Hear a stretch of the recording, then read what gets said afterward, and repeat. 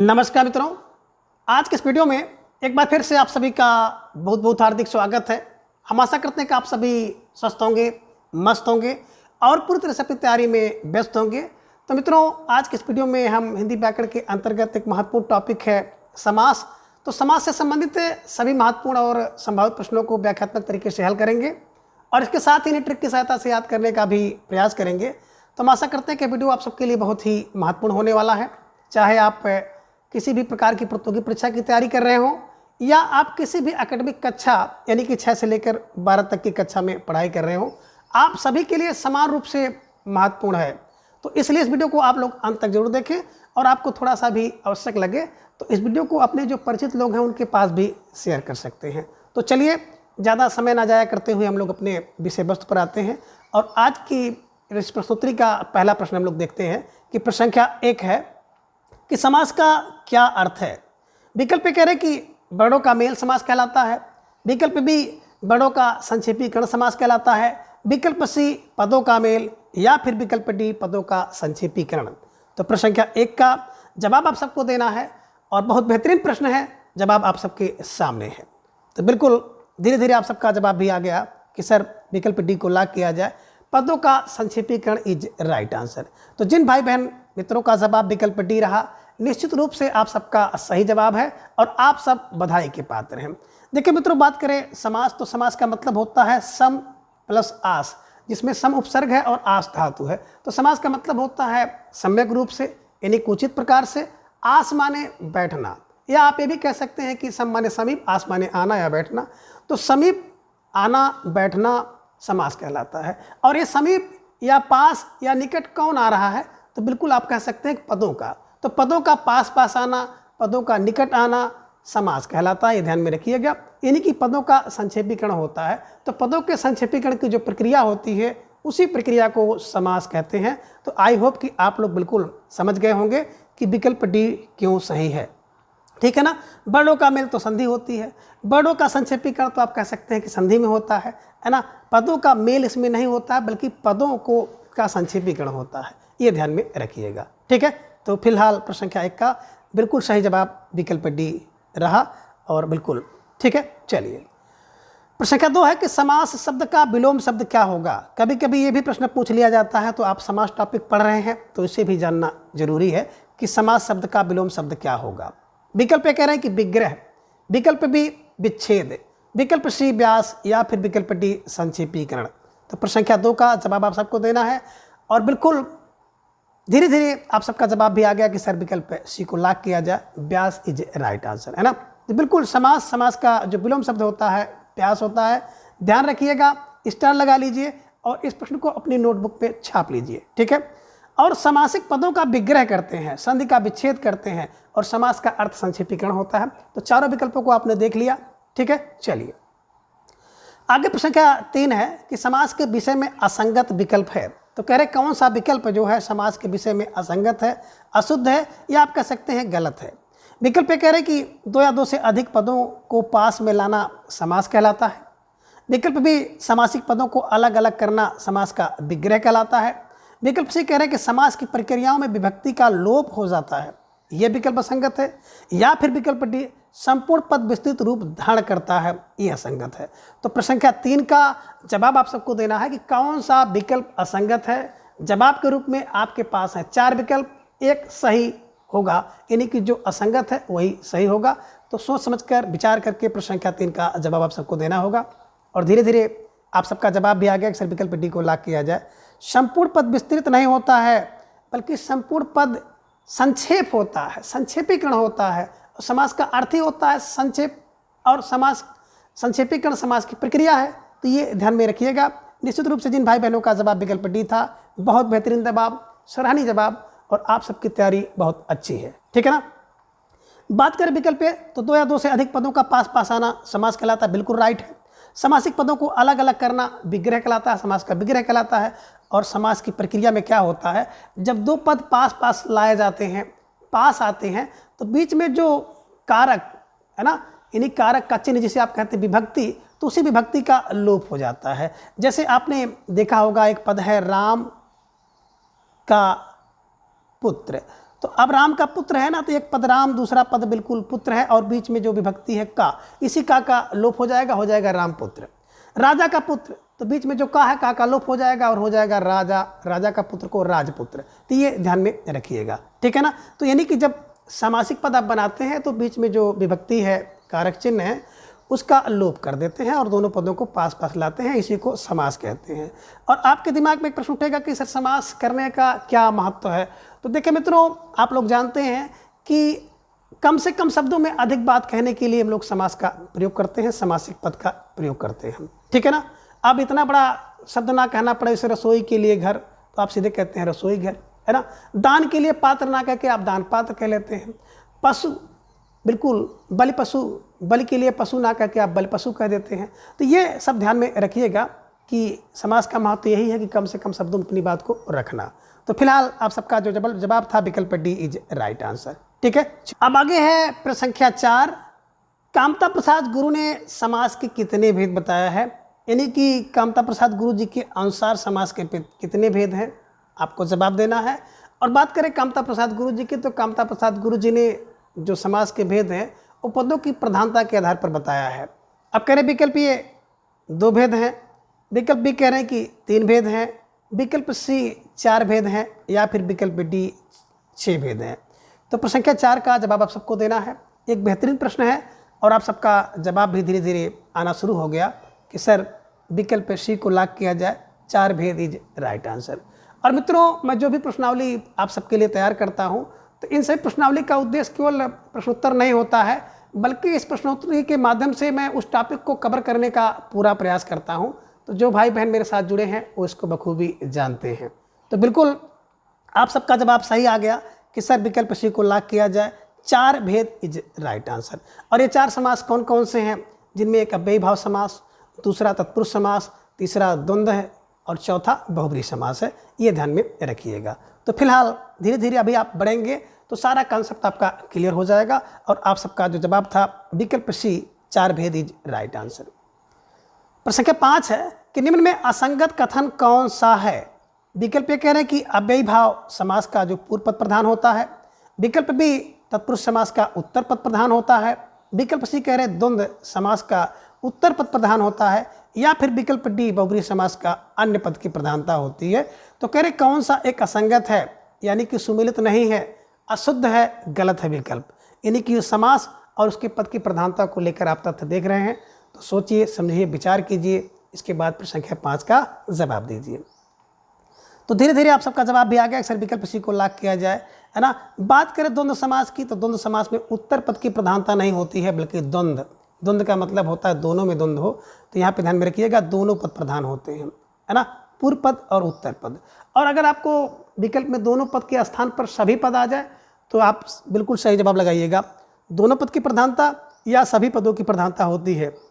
2 ही पद नहीं होते हैं, कभी कभी 2 या 2 से अधिक पद भी हो जाते हैं, जैसे राम लक्ष्मण भरत, राम लक्ष्मण सीता, तो राम लक्ष्मण और सीता, ठीक, ये ध्यान में रखिएगा। तो द्वंद्व समास में जितने भी पद होते हैं सभी पद प्रधान होते हैं, है ना। चलिए, अब द्वंद्व तब होगा, अब किसी संस्था में, किसी परिवार में जब सब लोग प्रधान हो जाएंगे, सब लोग मुखिया हो जाएंगे ना, तो द्वंद्व होगा। कोई कहेगा कुछ करना है, कोई कहेगा कुछ करना है। तो इसलिए द्वंद्व वहाँ पे होता है जहाँ पे सभी लोग प्रधान होंगे, सभी पद प्रधान होंगे, ध्यान में रखिएगा, ठीक है ना। बात करें अव्ययी भाव, तो अव्ययी भाव का मतलब होता है कि पूर्व पद की प्रधानता होती है। तत्पुरुष समास में उत्तर पद यानी कि बाद वाले पद की प्रधानता होती है। और बहुब्रीहि में कह रहे हैं कि ना तो पूर्व पद प्रधान होता है, ना उत्तर पद प्रधान होता है, बल्कि एक अन्य पद की प्रधानता होती, ये ध्यान में रखिएगा। और आई होप कि प्रश्न संख्या 5 का सही जवाब आप लोग समझ गए होंगे कि विकल्प सी इज राइट आंसर। प्रश्न संख्या 6 है कि कर्मधारय एवं द्विगु समास किस समास के अंतर्गत आते हैं या किस समास के अंतर्गत सम्मिलित किए जाते हैं। विकल्प कह रहे हैं कि अव्ययी भाव के अंतर्गत आते हैं, विकल्प बी तत्पुरुष समास के अंतर्गत आते हैं, विकल्प सी द्वंद्व समास के, या फिर विकल्प डी बहुब्रीहि समास के। तो प्रश्न संख्या 6 का जवाब आप सबको देना है और बिल्कुल धीरे धीरे आप सबका जवाब भी आ गया कि सर विकल्प बी को लॉक किया जाए, तत्पुरुष समास इज राइट। माने तत्पुरुष का मतलब ही होता है तत् माने उसका, पुरुष माने जो आदमी है, उसे कहते हैं तत्पुरुष समास। तत्पुरुष समास में अभी आपने देखा कि बिल्कुल दूसरे पद की प्रधानता होती है। और इसमें क्या होता है कि द्वितीय विभक्ति से लेकर के सप्तमी विभक्ति तक कोई ना कोई विभक्ति छुपी रहती है, ये ध्यान में रखिएगा। और बात करते हैं इसी तत्पुरुष समास का जो भेद है ना, इसी का उपभेद है, आप कह सकते हैं कि कर्मधारय और द्विगु समास। ठीक है, तो कर्मधारय और द्विगु समास किसके, तत्पुरुष समास के अंतर्गत सम्मिलित किए जाते हैं, अंतर्गत आते हैं, और आप कह सकते हैं कि इनके उपभेद हैं। ठीक है, तो आई होप कि आप बिल्कुल समझ गए होंगे कि समास के मुख्य भेद पदों की प्रधानता के आधार पर 4 हैं: अव्ययी भाव, तत्पुरुष समास, द्वंद्व समास, बहुब्रीहि समास, और 2 समास जो कर्मधारय एवं द्विगु है वो बिल्कुल तत्पुरुष समास के अंतर्गत आते हैं। कई बार इस प्रकार का प्रश्न पूछा गया है, तो इस प्रश्न पर स्टार लगाइए और अपनी नोटबुक में दर्ज कर लीजिए। तो जो हमारे पुराने भाई बहन हैं, काफ़ी दिन से तैयारी करते हैं, तो बिल्कुल एक अच्छे लेवल में है, उनके लिए कोई दिक्कत नहीं। जो नए भाई बंधु हैं उनके लिए थोड़ा सा बिल्कुल है ना जांच रख के चलना होगा, नोट बनाते हुए चलना होगा और समझते हुए चलना होगा। और हमारे जो प्यारे प्यारे नन्हे मुन्ने बच्चे हैं जो वीडियो को देखते हैं या देखेंगे या देख रहे हैं, तो वो तो बिल्कुल अभी से ही जुड़ जाएं और अपनी समझ को मजबूत करें। ठीक है, चलिए प्रश्न के साथ है कि समासिक पदों को अलग करना क्या कहलाता है। यानी कि जो समासिक पद है, समस्त पद को समासिक पद कहते हैं, तो समास को अलग करना क्या कहलाएगा। विकल्प कहते हैं कि समाज का विच्छेद कहलाएगा, विकल्प बी समास का विग्रह, विकल्प सी समाज का संयोग, या फिर विकल्प डी समास का मेल। तो प्रश्न संख्या 7 का जवाब आप सबको देना है। बेहतरीन प्रश्न है और जवाब के रूप में 4 विकल्प आप सबके सामने हैं, तो आप सबको सोच समझकर सही विकल्प का चयन करना होगा। और धीरे धीरे आप सबका जवाब भी आ गया कि सर समासिक पदों को अलग करना क्या होता है, विकल्प बी समास का विग्रह। बिल्कुल सही जवाब आप सभी का, और आप सबकी तैयारी बहुत ही अच्छी है ना। तो समास का विग्रह समासिक है ना, समास का विग्रह जो होता है, समासिक पदों को अलग अलग करना समास का विग्रह कहलाता है, ये ध्यान में रखिएगा। तो आपने इसको भी जान लिया। ठीक है, चलिए आगे प्रश्न संख्या 8 है कि निम्न में से सही समास विग्रह नहीं है। अब एक समास और उसका विग्रह सही नहीं है। विकल्प ये कह रहे हैं कि रेलगाड़ी का जो विग्रह होगा, रेल पर चलने वाली गाड़ी, ये सही नहीं है। या फिर विकल्प डी ऊँट गाड़ी, यानी कि ऊँट से चलने वाली गाड़ी, इसका समास विग्रह सही नहीं है। विकल्प सी कह रहे हैं घोड़ा गाड़ी, घोड़ा से चलने वाली गाड़ी, ये समास जो विग्रह सही नहीं है। या फिर विकल्प डी डाक गाड़ी, डाक की गाड़ी। तो बिल्कुल कह रहे कौन सा एक जो विग्रह है वो सही नहीं है। तो किस विकल्प में समास का विग्रह सही नहीं है, आपको जवाब देना है। 4 विकल्प आप सबकी स्क्रीन पर सोच समझकर विचार करके जवाब आपको देना होगा। और धीरे धीरे आप सबका जवाब भी आ गया कि सर विकल्प डी को लॉक किया जाए। विकल्प डी डाक गाड़ी है ना, ये देखिए जो आपको देख रहे हैं समास का विग्रह दिया गया है डाक की गाड़ी है ना। आप डाक की गाड़ी नहीं कहते हैं, बल्कि आप ये कहते हैं डाक को ले जाने वाली गाड़ी है ना। तो डाक को ले जाने वाली गाड़ी को डाक गाड़ी कहा जाता है, ध्यान में रखिएगा। और आपने क्या देखा, समासिक विग्रह इसका डाक की गाड़ी हो गया, इसलिए ये गलत है। और मित्रों इस चीज़ का भी ध्यान में रखिएगा, डाक की गाड़ी, गाड़ी के स्थान पर सवारी, साधन, वाहन नहीं कर सकते हैं है ना। क्योंकि जब भी अभी आगे एक प्रश्न आपको देखने को मिलेगा, तो आपका जो ये है ना, इस कॉन्सेप्ट को भी मैं क्लियर करते हुए चलूँगा। तो फिलहाल आप सबका जवाब विकल्प डी इज राइट आंसर। बात करें रेलगाड़ी, तो रेलगाड़ी का मतलब होता है रेल पर चलने वाली गाड़ी। रेल माने होता है मित्रों पटरी, और पटरी पर चलने वाली गाड़ी को रेलगाड़ी कहते हैं। ऊँट गाड़ी, ऊँट से चलने वाली गाड़ी को ऊँट गाड़ी कहते हैं। और घोड़ा गाड़ी, बिल्कुल सही जवाब आप सबका है कि घोड़ा से चलने वाली गाड़ी घोड़ा गाड़ी। ठीक है, तो फिलहाल प्रश्न संख्या 8 का विकल्प डी डाक की गाड़ी नहीं होती है, डाक के लिए है ना, या डाक ढोने वाली गाड़ी को डाक गाड़ी कहते हैं। ठीक है ना, तो डाक को ले जाने वाली गाड़ी को डाक गाड़ी कहते हैं, ध्यान में रखिएगा। प्रश्न संख्या 9 है, प्यारा सा प्रश्न है कि निम्न में से किस विकल्प में अव्ययी भाव समास नहीं है। तो बिल्कुल सोचिए, समझिए, विचार करिएगा और प्रश्न संख्या 9 के सभी विकल्पों को ध्यान से देखिएगा। कह रहे निम्न में से किस विकल्प में अव्ययी भाव समास नहीं है। विकल्प कह रहे कि अतिसार, अनुदिन और राजपुत्र में। विकल्प बी अकाण, अपवित्र और नगण्य में। विकल्प सी है इच्छानुसार, कुशलतापूर्वक और जीवन पर्यंत में। या फिर विकल्प डी घड़ी घड़ी, पल पल, मारा मारी। तो करें किसमें है ना, एक विकल्प में जिसमें अव्ययी भाव समास नहीं है। ध्यान में रखिएगा, सभी पद अव्ययी भाव समास के अंतर्गत नहीं सम्मिलित किए जाते हैं। जवाब आपको देना है। प्रश्न संख्या 9 बेहतरीन सा प्रश्न है आप सबकी स्क्रीन पर। और धीरे धीरे आप सबका जवाब भी आना शुरू हो गया कि सर विकल्प ए को लॉक किया जाए है ना। देखिए बात करें विकल्प ए की, तो अतिसार और अनुदूर में तो बिल्कुल अव्ययी भाव समास है। लेकिन यहाँ पे देख रहे हैं राजपुत्र, और राजपुत्र का अगर समासिक विग्रह करेंगे तो बिल्कुल आपको मिलेगा कि राजा का पुत्र है ना। तो राजा का पुत्र तत्पुरुष समास है। तो कहने का आशय है कि इसमें पूरे पद आप देखेंगे ना, तो सभी जो है समास अव्ययी भाव के अंतर्गत वाले नहीं थे, तो ये ध्यान में रखिएगा। बात करें अव्ययी भाव समास की, तो मित्रों अव्ययी भाव समास में क्या होता है कि पहले विकल्प में आप देखेंगे पहला पद क्या होता है, उपसर्ग होता है। जैसे आपने देखा अतिसार, अनुदिन, है ना, तो अतिसार, अनुदिन, आजीवन, ये सब में देखेंगे कि पहला पद क्या है, उपसर्ग है। ठीक है, ये राजपुत्र नहीं था, बाकी ये दोनों तो हैं, है ना। बात करें दूसरे में देखेंगे, दूसरा अगर पद की बात करें तो कभी कभी अव्ययी भाव समास के अंदर प्रथम पद अव्यय होता है। जैसे अकारण, आपवित्र और नगण्य, तो पहला पद इसमें देखेंगे अव्यय है। और अव्ययी भाव समास की एक और विशेषता है कि संपूर्ण पद अव्यय हो जाता है। आ माने नहीं, बे माने खर्च हो, जो यानी कि अभिकारी हो जाता है, उसका किसी भी लिंग वचन काल कारक के आधार पर प्रयोग करेंगे तो कोई फर्क उसमें नहीं पड़ेगा, ये ध्यान में रखिएगा। और विकल्प सी में देखें इच्छानुसार, कुशलतापूर्वक, आजीवन, यानी कि जहाँ पे आपको इच्छा अनुसार, कार्य अनुसार, रुचि अनुसार, अनुसार लग जाए तो बिल्कुल अव्ययी भाव समास, पूर्वक लग जाए, कुशलतापूर्वक, ध्यानपूर्वक, नम्रपूर्वक, जो भी आ जाए बस ध्यान में रखिएगा, पूर्वक लग जाए अव्ययी भाव समास। और पर्यंत, जीवन पर्यंत, मृत्यु पर्यंत, कार्य पर्यंत, वर्ष पर्यंत, है ना, सब, और जीवन भर अगर आ जाए तो जीवन भर, है ना, ये ध्यान में रखिएगा, जीवन भर, वर्ष भर, है ना, दिन भर, तो भर जहाँ पे लग जाए वहाँ भाई अव्ययी भाव समास है। तो कहने का आशा है कि तीसरा कंडीशन ये भी आपको देखने को मिल सकती है कि अव्ययी भाव समास का जो दूसरा पद होता है वो अव्यय हो सकता है। तो या तो पहला पद अव्यय होगा या दूसरा पद अव्यय होगा। पहला पद क्या हो सकता है कि बिल्कुल आपका उपसर्ग हो सकता है।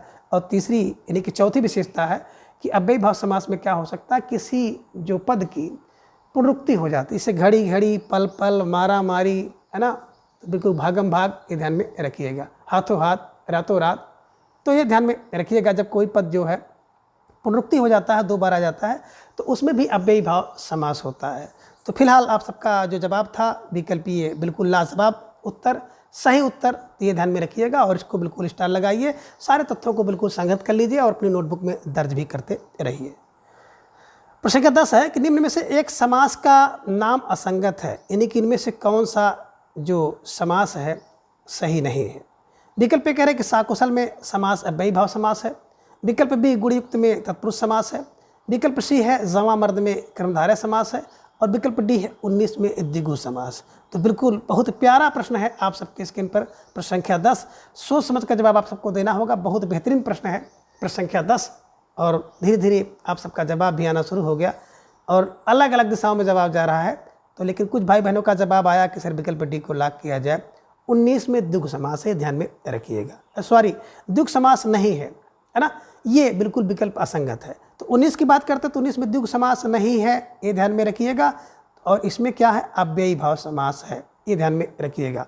और अव्ययी भाव पूरा आपका कंप्लीट हो गया कि पहला पद बिल्कुल उपसर्ग हो सकता है, पहला पद अव्यय हो सकता है, दूसरा पद अव्यय हो सकता है, किसी पद की पुनरुक्ति हो सकती है, 2 बार हो सकता है, और तीसरा कहीं भी अगर आपको दिख जाए 19, 29, 39, 49, 59 आदि उन वाले संख्या वाले अगर आपको कहीं भी दिख जाए तो प्रश्न को बिल्कुल दौड़ा दौड़ा के मारिएगा और विकल्प अव्ययी भाव को लगाइएगा। ठीक है ना, कहीं भी आपको उन दिखाई दे दे तो ध्यान में रखिएगा, जितने भी 19, 29, 39, 49 ये सब 59 है ना, बिल्कुल दौड़ा करके मारिए और अव्ययी भाव विकल्प इसका सही करिए। तो इस कारण से आप बिल्कुल, है ना, विकल्प डी के पास जाएंगे। यह संगत है, ये अव्ययी भाव का उदाहरण है, द्विगु समास का नहीं है। ठीक है ना। तो मित्रों, आपने अव्ययी भाव को बहुत अच्छी तरह से समझ लिया होगा। अब आई होप कि किसी प्रकार की कोई गलती आपके साथ नहीं होगा। और अव्ययी भाव से संबंधित एक तथ्य और दिमाग में रख लीजिए, बहुत कम मिलता है और कम किताबों में मिलता है कि अगर कोई नदी हो और नदी के साथ संख्यावाची हो जाए तो अव्ययी भाव समास होता है, ये ध्यान में रखिएगा। ठीक है ना। एक बार बच्चा मुझसे पूछा था तो बिल्कुल मैंने इसका जवाब दिया था बहुत ढूंढ के, तो ये ध्यान में रखिएगा, है ना। तो निश्चित रूप से आई होप कि आप सब बिल्कुल सही कर पाए होंगे। और प्रश्न संख्या 10 का विकल्प डी इज राइट आंसर। बहुत मोस्ट इंपॉर्टेंट प्रश्न है, कई बार टेट, सी टेट और, है ना, यूपी टेट में पूछा गया है प्रश्न। ठीक है, चलिए बात करें साकुशल में तो बिल्कुल अव्ययी भाव समास है। गुण युक्त माने गुण से युक्त है जो तत्पुरुष समास, ध्यान में रखिएगा। गुण से युक्त, जमा मर्द जमा है, ये ध्यान में रखिएगा। तो जवान है जो मर्द, कर्मधारय समास। ठीक है, चलिए तो फिलहाल 10 का विकल्प डी को आप सही कर लीजिएगा। प्रश्न संख्या 11 है कि निम्न में शुद्ध सामासिक विग्रह कौन सा है ना। तो देखिए आपके स्क्रीन पर 4 विकल्प आपको दिखाई देंगे। विकल्प कह रहे हैं कि सड़कगत, सड़क को आया हुआ, ये विग्रह सही है। विकल्प बी गौशाला का, गाय के लिए शाला, ये विग्रह सही है। विकल्प सी है कि पाषाण हृदय, पत्थर के समान हृदय, ये सही है। या फिर विकल्प डी, घास खुदाई का जो समासिक विग्रह होगा घास की खुदाई। तो प्रश्न संख्या 11 का आपको जवाब देना है। बहुत बेहतरीन प्रश्न है मित्रों, आप इस पर बिल्कुल 53 स्टार लगा लीजिए।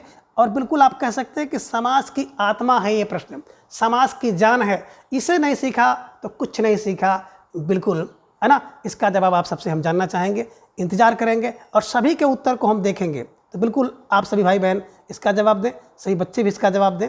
तो बिल्कुल धीरे धीरे आप सबका जवाब आया, लेकिन अलग अलग दिशा में गया। और सही जवाब कुछ ही लोगों का आया कि सर विकल्प डी को लॉक किया जाए। घास खुदाई का जो समासिक विग्रह होगा घास की खुदाई होगा। और घास की खुदाई का जब समासिक पद बनता है ना, तो घास का घस हो जाता है और ये विकल्प से बीच से जो लोप हो जाता है विभक्ति का कारक का, और हो जाता है घस खुदाई। ठीक है, चलिए देखिए मित्रों, बात करते हैं शरणागत। तो देखिए शरण को गत होना चाहिए था, लेकिन आपने गत के स्थान पर आया हुआ कर दिया। और जब भी आप समास का विग्रह करेंगे तो दोनों पदों में कोई उसका पर्यायवाची शब्द, उसका भिन्नार्थक शब्द, उसका अर्थ नहीं लिखते हैं, बल्कि पद वही सेम रहते हैं। बीच की जो विभक्ति है, कारक चिन्ह है, जिसका आप लोप किए हैं, उसी को बीच में लाते हैं और उसी को हटाते हैं। दोनों पदों में कोई परिवर्तन नहीं होगा। तो आपने यहाँ पे देखा कि यहाँ पे क्या गड़बड़ी थी मेरे द्वारा। शरण को मैंने यहाँ तक तो सही था, आया हुआ नहीं, यहाँ पे होना था शरण को गत। तो शरणगत, शरणागत है ना, तो शरण को आगत, शरण को आगत, ये ध्यान में रखिएगा। शरण को आया हुआ नहीं, बिल्कुल। विकल्प भी देख रहे गौशाला, यहाँ पे शाला तो सही था, गाय के लिए शाला, है ना, लेकिन यहाँ पे गो नहीं था, यहाँ पे गो के लिए शाला होना था, इसलिए विकल्प भी गलत हुआ। और विकल्प सी है पाषाण हृदय। तो यहाँ पे पाषाण के समान हृदय होता तो सही हो जाता, लेकिन यहाँ पे पत्थर हो गया था। तो इसकी पर्यायवाची, इसका अर्थ आप नहीं कर सकते हैं। जब भी आप किसी भी समासिक पद का विग्रह करें तो ध्यान रखें कि दोनों पदों का बिल्कुल आपको अर्थ नहीं रखना है, दोनों पद सेम रहेंगे। और बीच के जो आप कह सकते हैं विभक्ति या कारक चिन्ह है, उसी को आप लोप करते हैं और उसी को फिर ला के रखते हैं।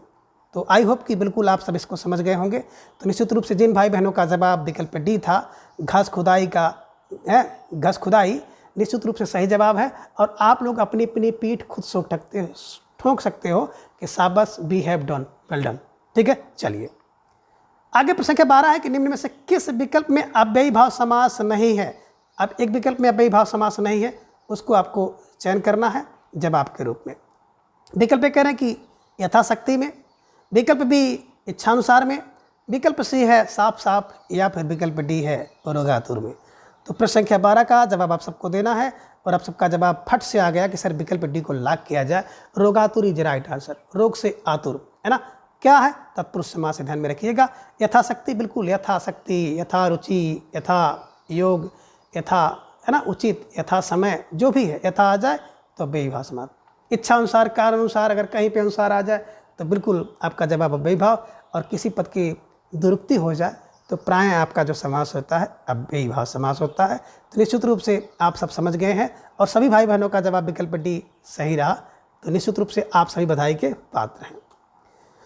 प्रश्न संख्या 13 है कि आप बीती में कौन सा समास है ना। बिल्कुल विकल्प ये कह रहे हैं कि कर्मधारय समास है, विकल्प बी तत्पुरुष समास है, विकल्प सी बहुब्रीहि समास, या फिर विकल्प डी द्वंद्व समास। तो प्रश्न संख्या 13 का जवाब आप सबको देना है।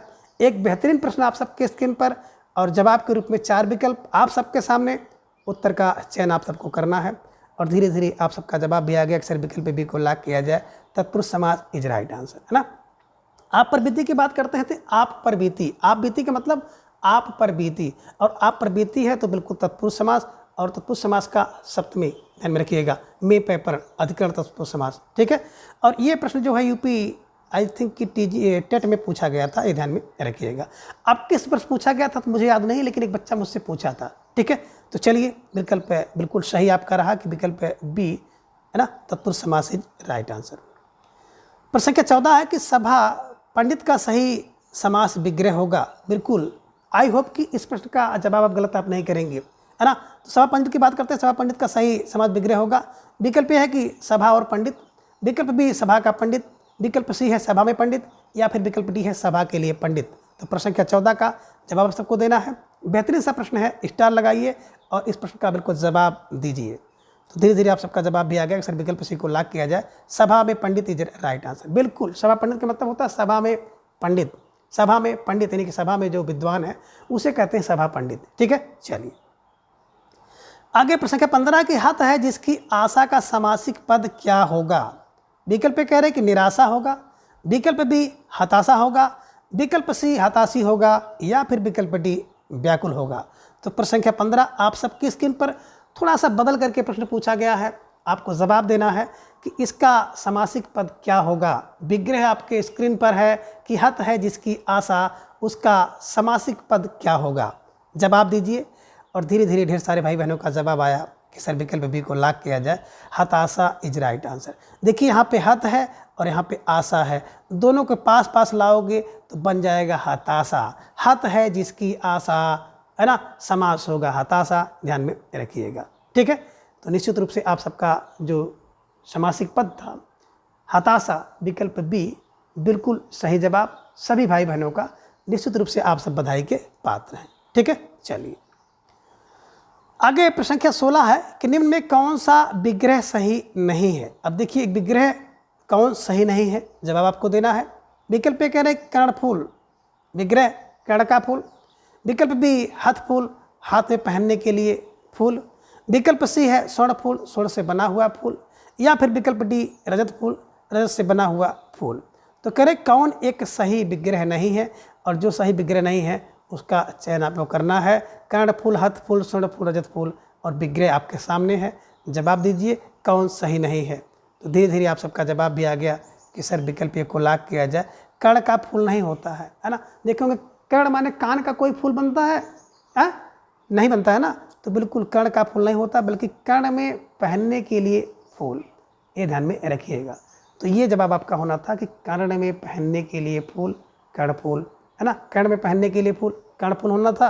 हाथ में पहनने के लिए हथ फूल, और सोने से बना हुआ फूल स्वर्ण फूल होता है। सोना माने स्वर्ण, है ना, स्वर्ण से बना हुआ स्वर्ण फूल, है ना, तो स्वर्ण फूल स्वर्ण से बना हुआ, जिसे आप कहते हैं सोने से बना हुआ। रजत फूल, रजत माने होता चांदी, तो चांदी से बना हुआ फूल को आप कहते हैं रजत फूल, ये ध्यान में रखिएगा। तो फिलहाल प्रश्न संख्या 16 का जो जवाब था विकल्प ए इज राइट आंसर। ठीक है, चलिए आगे प्रश्न संख्या 17 है कि तत्पुरुष समास में किस पद की प्रधानता होती है। आसान सा प्रश्न, प्यारा सा जवाब आप सबको देना है। विकल्प ये है कि पूर्व पद की प्रधानता होती है, विकल्प बी दोनों पद की प्रधानता होती है, विकल्प सी अन्य पद की प्रधानता होती है, या फिर विकल्प डी उत्तर पद की प्रधानता होती है। तो प्रश्न संख्या 17 का जवाब आप सबको देना है कि तत्पुरुष में किस पद की प्रधानता होती है। और धीरे धीरे आप सबका जवाब भी आ गया कि सर तत्पुरुष की बात करते हैं ना, तो विकल्प डी उत्तर पद की प्रधानता होती है, बाद वाले पद की प्रधानता होती है, या दूसरे पद की प्रधानता होती है, ध्यान में रखिएगा। पूर्व पद की प्रधानता अव्ययी भाव में, दोनों पद की प्रधानता द्वंद्व समास में, अन्य पद की प्रधानता बहुब्रीहि समास में, ये ध्यान में रखिएगा। और बिल्कुल स्टार लगा करके इस प्रश्न को अपने नोटबुक में छाप लीजिए। ठीक है, चलिए प्रश्न संख्या 18 है कि निम्न में से किसमें कर्म तत्पुरुष समास है।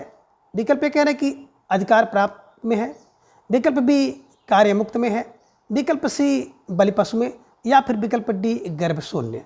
तो प्रश्न संख्या 18 का जवाब आप सबको देना है कि किसमें कर्म तत्पुरुष समास है। बिल्कुल प्रश्न संख्या 18 का जवाब आप सबको देना है।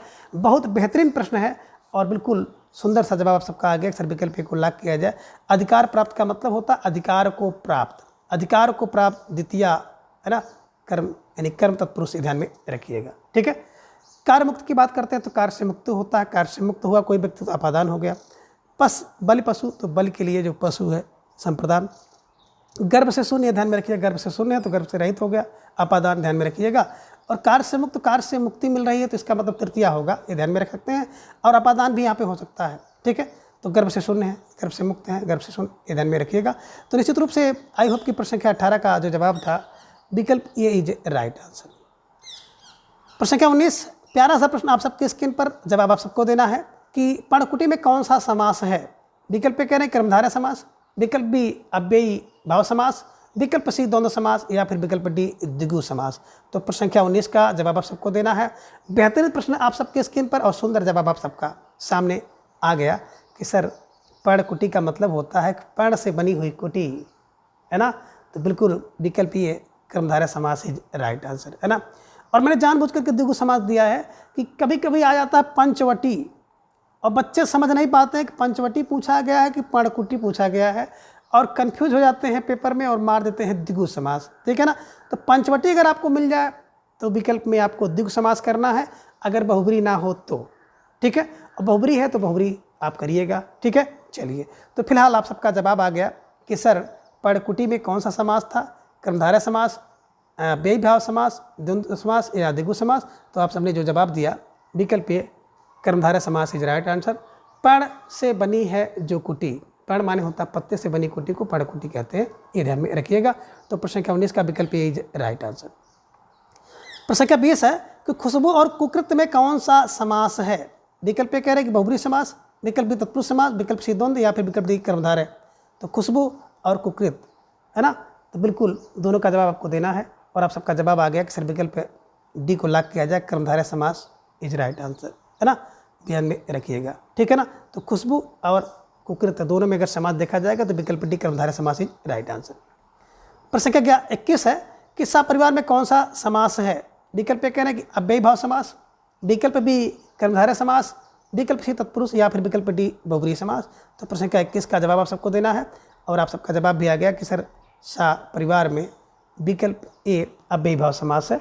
सा उपसर्ग है, ध्यान में रखिएगा, और परिवार सहित इसका अर्थ होता है परिवार के साथ, परिवार के सहित, ठीक है। चलिए, प्रश्न संख्या 22 है कि पीताम्बर में कौन सा समास है। बहुत बेहतरीन प्रश्न आप सबकी स्क्रीन पर है, स्टार लगाइए और इस प्रश्न को बिल्कुल यहाँ पर ध्यान से सुनिएगा, ध्यान से देखिएगा, जवाब बड़ा लाजवाब मिलेगा आपको, ठीक है ना। विकल्प ए कह रहे हैं कि कर्मधारय समास है, विकल्प बी बहुब्री समास है, विकल्प सी द्वंद्व समास है या फिर विकल्प डी द्विगु समास है। तो प्रश्न संख्या 22 का जवाब आपको देना है। एक बेहतरीन सा प्रश्न है और निश्चित रूप से आप इसको कह सकते हैं ना कि व्याकरण का प्राण है ना। व्याकरण मतलब समास का प्राण है, ये ध्यान में रखिएगा। और आज की प्रश्नोत्तरी का एक दूसरा महत्वपूर्ण प्रश्न है, आप कह सकते हैं कि पीताम्बर में कौन सा समास है। जवाब आप सबको देना है और ढेर सारे भाई बहन विकल्प ए पर और कुछ भाई बहन विकल्प बी पे जा रहे हैं। तो बिल्कुल दोनों जवाब एकदम बिल्कुल आ गया। और अब कंप्यूटर से जानना चाहेंगे कंप्यूटर जी क्या इसका जवाब देते हैं।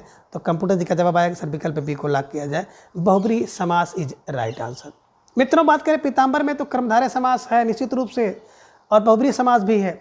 और अगर किसी भी विकल्प में अगर दो समास हों, अगर आपको एक समास अगला मिले और दूसरा बहुब्री मिले तो बहुब्री सबसे बड़ा समास माना जाता है, इसलिए आप बहुब्री समास को विकल्प के रूप में चयन करेंगे। तो यहाँ पे कर्मधारय समास और बहुब्री दोनों है, लेकिन बाप है बहुब्री, ये ध्यान में रखिएगा, बड़ा है इसलिए, है ना। मैं क्लास में पढ़ाता हूँ तो बच्चों को यही बताता हूँ कि बहुब्री सबका बाप है, सबका बाप है। यानी कि अगर कर्मधारय भी हो बहुब्री हो तो बहुब्री लगाइए, तत्पुरुष भी हो बहुब्री हो तो बहुब्री लगाइए, द्विगु समास है और बहुब्री हो तो द्विगु लगाइए, द्वंद्व समास है बहुब्री है तो बहुब्री में लगाइएगा, ये ध्यान में रखिएगा। तो निश्चित रूप से आप सब समझ गए होंगे और प्रश्न संख्या 22 का विकल्प B is right answer. Star लगाइए, नोटबुक में दर्ज कर लीजिए कि अगर बाप आ जाए तो बाप को लगाना है ना। यानी कि बहुब्री समास अगर किसी पद में हो और दो समास बनते हो तो निश्चित रूप से आप बहुब्री समास को लगाएंगे। अब आप ये मत कर दीजिएगा कि बहुब्री समास में बन ही नहीं रहा हो, विकल्प में हो और बहुब्री समास को आप लगा दीजिए, नहीं। अगर दो समास बन रहे हैं तो बहुब्री को आपको लगाना है, ठीक है। चलिए, प्रश्न संख्या 23 है कि नीलकंठ में कौन सा समास है। विकल्प कह रहे हैं बहुब्री समास, विकल्प बी कर्मधारय समास, विकल्प सी तत्पुरुष समास या फिर विकल्प डी द्विगु समास। तो प्रश्न संख्या 23 का जवाब आप सबको देना है कि नीलकंठ में कौन सा समास है। और यहाँ पर भी देख रहे हैं दो समास, है ना, कर्मधारय भी बन रहा है बहुब्री बन रहा है। जवाब आपने बिल्कुल सही जवाब दिया कि सर विकल्प ए को लॉक किया जाए, बहुब्री समास इज राइट आंसर, है ना। और कभी कभी आपको विग्रह दे देता है, विग्रह के हिसाब से पूछेगा, नीला है कंठ जो, तब तो कर्मधारय समास होगा, और नीला है कंठ जिसका वह अर्थात कौन होते हैं, शिव जी, तब नीलकंठ होगा, ये ध्यान में रखिएगा। अभी आगे जब प्रश्नोत्तरी आपके लिए निर्माण होगी तो आप इस तरह के प्रश्न भी देखेंगे, चक्कर खाएंगे और लास्ट में आप उसका जवाब सही पाएंगे। तो निश्चित रूप से आप सबका जवाब विकल्प है ये, बहुब्री समास इज राइट आंसर। प्रश्न संख्या 24 है कि निम्न में समास से कितने भेद हैं। विकल्प कह रहे हैं कि 5 भेद, विकल्प बी 3, विकल्प सी 7 या फिर विकल्प डी 6। तो निश्चित रूप से आप सबका जवाब विकल्प डी होगा कि सर विकल्प डी को लॉक किया जाए, 6 भेद इज राइट आंसर, है ना। देखिए मित्रों, बात करें अगर विकल्प में आपको कहीं पर 4 भेद नहीं है तो निश्चित रूप से सामान्य रूप से जो समास के 6 भेद होते हैं उसको आप लगा सकते हैं। तो मैंने इस प्रश्न का निर्माण जानबूझकर किया था और इसमें 4 भेद नहीं है, इसलिए प्रश्न संख्या 24 का विकल्प डी 6 भेद इज राइट आंसर। ठीक है, चलिए अब आगे है प्रश्न संख्या 25 कि चंद्रशेखर में कौन सा समास होगा। अब चंद्रशेखर में कौन सा समास होगा। अब विकल्प ए है कर्मधारय समास होगा, विकल्प बी द्विगु समास होगा, विकल्प सी द्वंद्व या फिर विकल्प डी बहुब्रीहि समास। तो प्रश्न संख्या 25 का जवाब आप सबको देना है। एक बेहतरीन प्रश्न आप सबके स्क्रीन पर स्टार लगाइए और इसका जवाब दीजिए कि चंद्रशेखर में कौन सा समास है। तो बिल्कुल आप सबका सही जवाब आया कि सर विकल्प डी को लॉक किया जाए, बहुब्रीहि समास इज राइट आंसर। चंद है शिखर पर जिसके वह अर्थात चंद्रशेखर यानी कि शिव जी। ठीक है, तो निश्चित रूप से आप सब भाई बहनों का जवाब विकल्प डी बहुत सही रहा। अच्छी शुरुआत और अच्छी समझ आप सबकी। तो एक बार फिर से आप सबको बहुत बहुत आभार और धन्यवाद देता हूँ। प्रश्न संख्या 26 कि निम्न में से किस विकल्प में अव्ययी भाव समास नहीं है। 4 विकल्प आप देख रहे हैं, कह रहे हैं कि किस विकल्प में अव्ययी भाव समास नहीं है। विकल्प ए कह रहे हैं कि यथारुचि, प्रत्येक, भरसक और आजीवन में अव्ययी भाव समास नहीं है, या फिर विकल्प भी घर घर, मन ही मन और साथ ही साथ में अव्ययी भाव समास नहीं है। विकल्प सी 19, 49 और 59 की बात अगर हम लोग करें तो इसमें अव्ययी भाव समास नहीं है, या फिर विकल्प डी आत्मविस्मृत, आश्रुपूर्ण और कृषि भवन, इसमें अव्ययी भाव समास नहीं है। तो बिल्कुल प्रश्न संख्या 26 का जवाब आप सबको देना है। तो बिल्कुल सोचिए, समझिए, विचार कीजिए, इसके बाद सही जवाब दीजिए।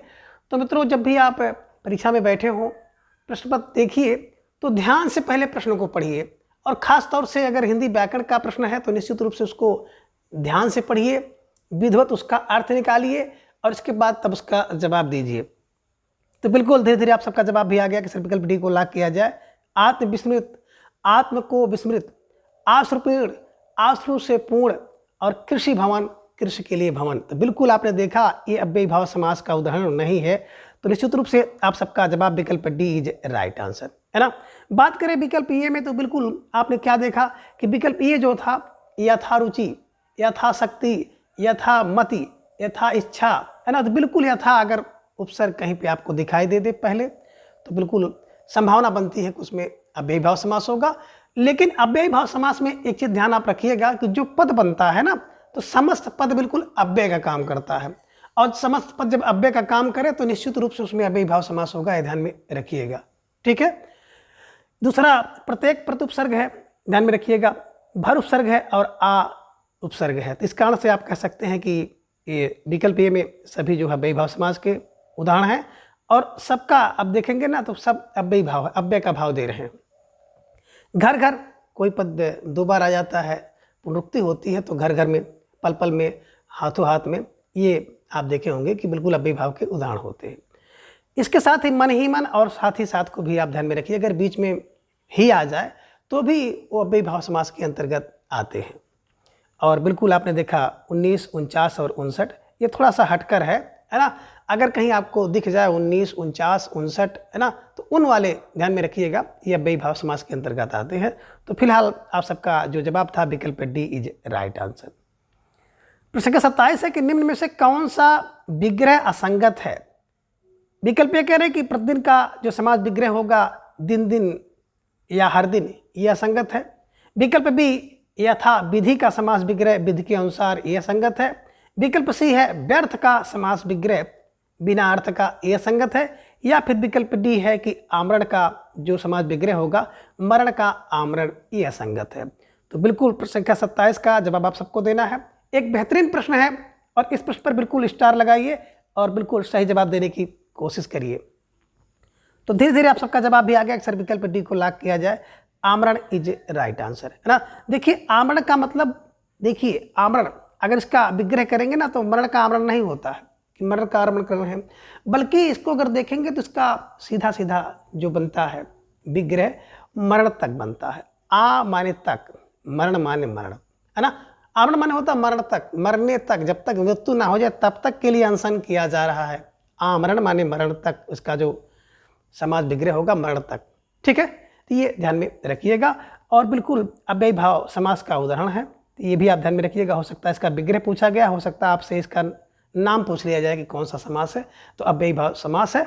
और अव्ययी भाव समास की बात करते हैं तो पूर्व पद की प्रधानता होती है, ये भी आपको ध्यान में रखना है। और अव्ययी भाव समास का जो पद बनता है ना, तो पूरा पद अव्यय होता है।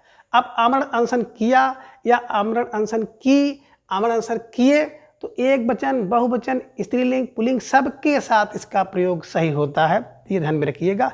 इस कारण से आप कह सकते हैं कि अव्ययी भाव समास है, ठीक है ना। तो निश्चित रूप से प्रश्न संख्या 27 का विकल्प डी आमरण जो है, इसका अगर देखा जाए विग्रह असंगत है। बात करें प्रतिदिन का, तो दिन दिन प्रति यानी कि हर दिन, यथा विधि की बात विधि के अनुसार, व्यर्थ बिना अर्थ का, ठीक है, विधन अर्थ बराबर व्यर्थ बनता है, ये ध्यान में रखिएगा। इसका समास विग्रह होगा बिना अर्थ का, ठीक है। चलिए प्रश्न संख्या 28 है कि घर घर का समास विग्रह होगा।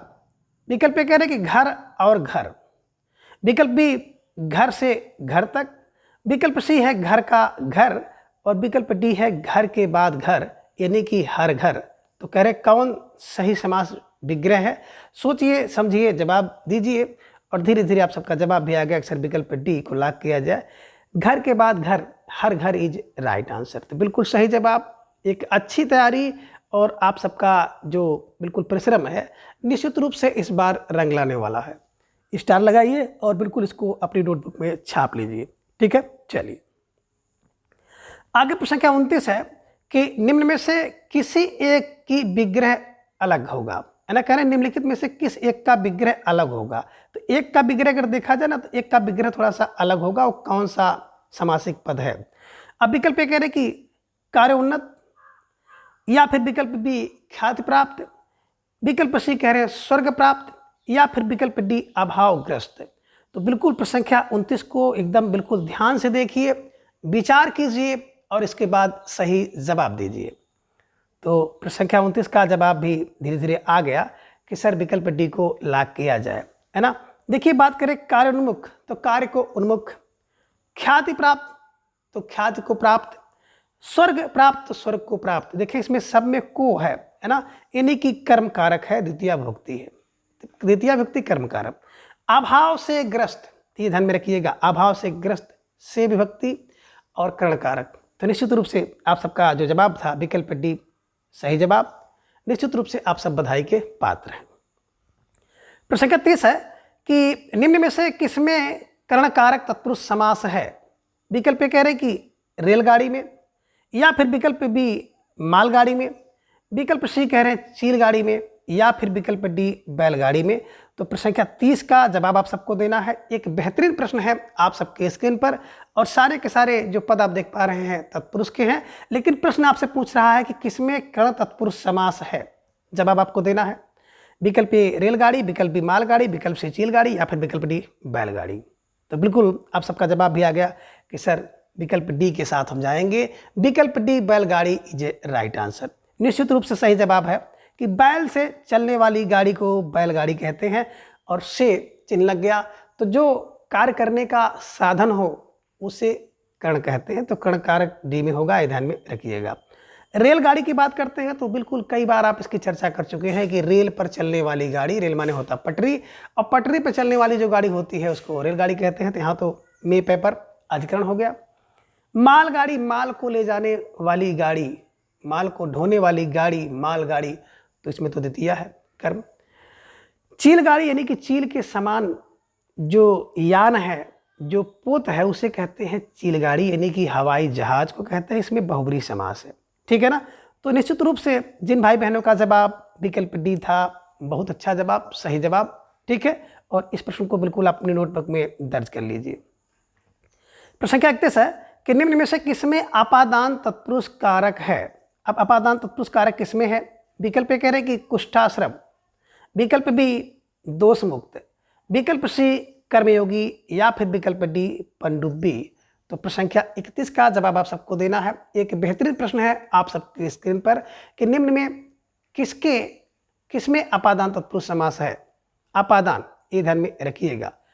तो धीरे धीरे आप सबका जवाब भी आ गया कि सर विकल्प बी को लॉक किया जाए, दोष मुक्ति इज राइट आंसर, है ना। देखिए दोष से मुक्ति, दोष से मुक्ति, दोष से मुक्ति, इसका विग्रह होगा दोष से मुक्ति। अब दोष से मुक्ति का मतलब हो गया दोष से दूर हो रहा है, दोषों से अलग हो रहा है, दोषों से भिन्न हो रहा है। तो अलग होना, भिन्न होना, दूर होना, बिल्कुल अपादान ध्यान में रखिएगा। तो निश्चित रूप से आप सबका जो विकल्प बी था, दोष मुक्ति इज राइट आंसर। विकल्प ए की चर्चा हम लोग करें तो कुष्ठाश्रम का मतलब होता है कुष्ठों के लिए आश्रम। कर्म योगी की बात अगर की जाए तो कर्म का योगी, संबंध तत्पुरुष समास। और पनडुब्बी की बात अगर की जाए ना तो पानी में डूबकर चलने वाला पोत पनडुब्बी कहलाता है। ये ध्यान में रखिएगा, पानी में, तो में पेपर है, अधिकरण है। तो निश्चित रूप से आप सबका जो जवाब था विकल्प बी, दोष मुक्ति इज राइट आंसर। प्रश्न संख्या 32 है कि निम्न में नई तत्पुरुष समास कौन सा है। अब विकल्प ये कह रहे हैं कि आकाश में नई तत्पुरुष समास है, विकल्प बी अनस्वर में है, विकल्प सी अनंत में है, या फिर विकल्प डी उपयुक्त सभी में है। तो प्रश्न संख्या 32 का जवाब आप सबको देना है। एक बेहतरीन प्रश्न है आप सबकी स्क्रीन पर, और बिल्कुल उतना ही सुंदर जवाब यानी कि सरकारी उत्तर आप सबने दे दिया कि सर विकल्प डी को लॉक किया जाए, उपयुक्त सभी इज राइट आंसर। और मित्रों, जब मैं इस तरह का प्रश्न बनाता हूं तो मेरे प्रश्न का उद्देश्य होता है कि बिल्कुल नए तत्पुरुष समास या जो भी प्रश्न है ना, उस प्रश्न की परिक्रमा करना। तो निश्चित रूप से नए तत्पुरुष समास एक अलग भेद है तत्पुरुष समास के अंतर्गत, तो इसकी परिक्रमा आप कर लीजिए। बात करें नए तत्पुरुष समास का तो बिल्कुल अकाज आपने देखा, तो इसका मतलब हो गया ना धन काज, ना काज, अनस्वर ना नस्वर, अनंत ना अंत। तो ये ध्यान में रखिएगा, इसका विग्रह होगा, तो ये ध्यान में रखिएगा। तो विकल्प डी उपयुक्त सभी जो है नए तत्पुरुष समास के उदाहरण है, उपयुक्त सभी में नए तत्पुरुष समास है। ठीक है, चलिए। संख्या 33 है कि अनजान, अनबन और अनभिज्ञ में कौन सा समास है। विकल्प ये कह रहे हैं कि नई तत्पुरुष समास है, विकल्प बी अव्ययी भाव समास है, विकल्प सी कर्मधारय, या फिर विकल्प डी बहुब्रीहि समास। तो प्रश्न संख्या 33 का जवाब आप सबको देना है। एक बेहतरीन प्रश्न है आप सबकी स्क्रीन पर, और आपको बिल्कुल इसका जवाब देना होगा। तो धीरे धीरे आप सब भाई बहनों का जवाब भी आना शुरू हो गया कि सर प्रश्न संख्या 33 के विकल्प ए को लॉक किया जाए, नई तत्पुरुष समास इज राइट आंसर। बिल्कुल ना अन में है अन, तो ना जान, अनबन अनबन, अनभिज्ञ तो आ ना भिज्ञ हो, ना अनबन हो, ना जान हो। ध्यान में रखिएगा, नए तत्पुरुष समास है, ध्यान में रखिएगा। ठीक है, अव्ययी भाव समास और कर्मधारय समास या बहुब्रीहि समास इसके अंतर्गत नहीं है। तो फिलहाल आप सबका जवाब था कि विकल्प ए इज राइट आंसर। ठीक है, ये ध्यान में आप रखिएगा, है ना। तो निश्चित रूप से नए तत्पुरुष समास ये बिल्कुल होगा, है ना।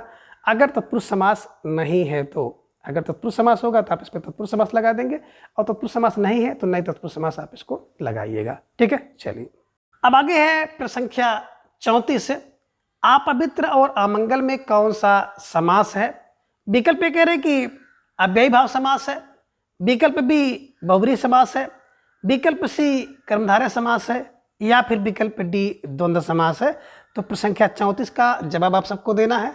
थोड़ा सा आप सबको कंफ्यूजन करेगा, परेशान करेगा, लेकिन बाद में बिल्कुल आपको ये प्रश्न एक अच्छी समझ देकर जाएगा।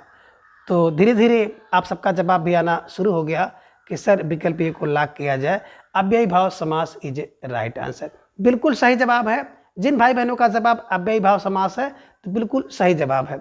बात करें इसके विग्रह की तो यहाँ पे देखेंगे ना धन पवित्र, यानी कि जो पवित्र नहीं हो, है ना मंगल, है ना।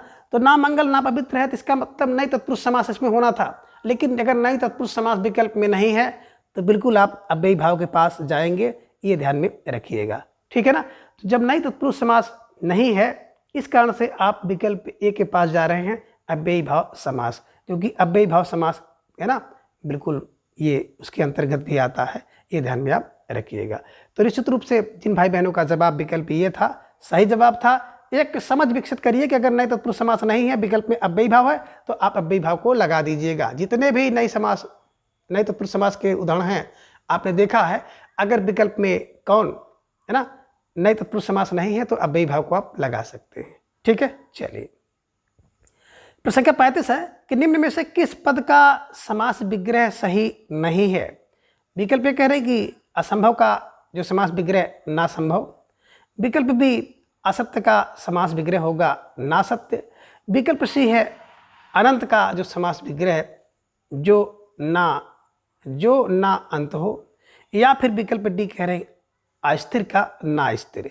कह रहे कौन सा विग्रह समय सही नहीं है, तो उसको आपको विकल्प के रूप में जवाब के रूप में चयनित करना है। प्रश्न संख्या 35 आप सबके स्क्रीन पर है। समय ले लीजिए, सोचिए, विचार कीजिए, इसके बाद जवाब दीजिए। और मित्रों, मेरे द्वारा प्रत्येक दिन सुबह 7 बजे हिंदी साहित्य के इतिहास से संबंधित महत्वपूर्ण प्रश्नोत्तरी कराई जाती है और प्रत्येक दिन शाम को 3:40 पर हिंदी व्याकरण से संबंधित प्रश्नोत्तरी कराई जाती है। और इसके साथ ही साथ प्रत्येक रविवार को एक क्लास केवल होती है सुबह 7 बजे। 125 टीजीटी पीजीटी हिंदी के पाठ्यक्रम पर आधारित प्रश्नावली मेरे द्वारा कराई जाती है।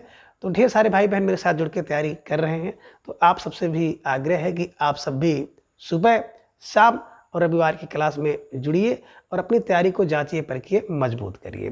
तो फिलहाल आप सबका जवाब भी आ गया कि सर प्रश्न संख्या 35 का जवाब जो विकल्प सी को लॉक किया जाए, है ना। जो ना अंत हो, ये अगर देखा जाए तो सही समास विग्रह नहीं है, बल्कि यहाँ पे क्या होना चाहिए, ना अंत, ना अंत, है ना। ना अंत बराबर अनंत। ठीक है, चलिए। तो फिलहाल बाकी सब आपने देख लिया, तो प्रश्न संख्या 35 का विकल्प सी सही जवाब है। प्रश्न संख्या 36 है कि निम्न में से किस समास में दोनों पदों की प्रधानता होती है। अब यहाँ से एक नए समास को आप लोग देखेंगे, उससे आपका परिचय प्राप्त होगा और उस पर आधारित प्रश्नों का जवाब आपको देना है कि निम्न में से किस समास में दोनों पदों की प्रधानता होती है। विकल्प कह रहे कि अव्ययी भाव समास में, विकल्प बी तत्पुरुष समास में, विकल्प सी द्वंद्व समास में, या फिर विकल्प डी द्विगु समास में। तो प्रश्न संख्या 36 का जवाब देना है। और मित्रों, मैं जो भी प्रश्नोत्तरी कराता हूं तो प्रश्नोत्तरी का उद्देश्य केवल प्रश्नोत्तरी ही नहीं रहता है, बल्कि उस प्रश्नोत्तरी के माध्यम से मैं उस टॉपिक को पूरी तरह से कवर करने का प्रयास करता हूं। जो डाउट है उसे भी बिल्कुल समाप्त करने का प्रयास करता हूं। तो निश्चित रूप से ये जो प्रश्नोत्तरी है आप सभी के लिए बहुत महत्वपूर्ण है, चाहे आप नए छात्र के रूप में तैयारी कर रहे हों या आप पुराने छात्र के रूप में तैयारी कर रहे हो, दोनों के लिए बहुत महत्वपूर्ण है। और इसके साथ ही साथ जो हिंदी व्याकरण की क्लास 3:40 पे चल रही है, तो जितने भी तैयारी करने वाले हैं, किसी भी परीक्षा की तैयारी अगर आप कर रहे हैं, हिंदी उसमें आपका लगा हुआ है, तो आप सबके लिए भी महत्वपूर्ण है। और इसके साथ ही साथ जो एकेडमिक के छात्र हैं 6 to 12 की कक्षा में पढ़ रहे हैं, तो उनके लिए भी बहुत ही लाभकारी है और बहुत ही महत्वपूर्ण है। तो सभी से आग्रह है कि सभी लोग बिल्कुल जो शाम की क्लास है उस क्लास में जुड़िए और अपनी तैयारी को खूब मजबूत करिए। तो फिलहाल आपका जवाब भी धीरे धीरे आ गया कि सर विकल्प सी को लॉक किया जाए, द्वंद्व समास इज राइट आंसर। जब दोनों पद की प्रधानता होती है तो द्वंद्व होता है, ध्यान में रखिएगा। किसी के घर में दोनों पद प्रधान हो जाए, दोनों लोग मालिक हो जाए, और दोनों पद को ही नहीं आप कह सकते सभी पद प्रधान होते हैं द्वंद्व समास में, और सभी लोग प्रधान हो जाए, सभी लोग मुख्य हो जाए, मालिक हो जाए, तो द्वंद्व होना ही है। कोई कहेगा कुछ करना है, कोई कहेगा कुछ करना है, तो द्वंद्व ही होगा, ये ध्यान में रखिएगा। अव्ययी भाव समास की बात करते हैं तो पूर्व पद प्रधान होता है, तत्पुरुष में उत्तर पद यानी कि बाद वाला पद प्रधान होता है, और द्विगु समास की बात करें ना तो द्विगु और क्रमधारय दोनों तत्पुरुष समास का एक भेद है, तो इसमें भी उत्तर पद ही प्रधान होता है। तो फिलहाल दोनों पद किसमें प्रधान हुए, बिल्कुल विकल्प सी द्वंद्व समास में, ये ध्यान में रखिएगा। ठीक है, चलिए।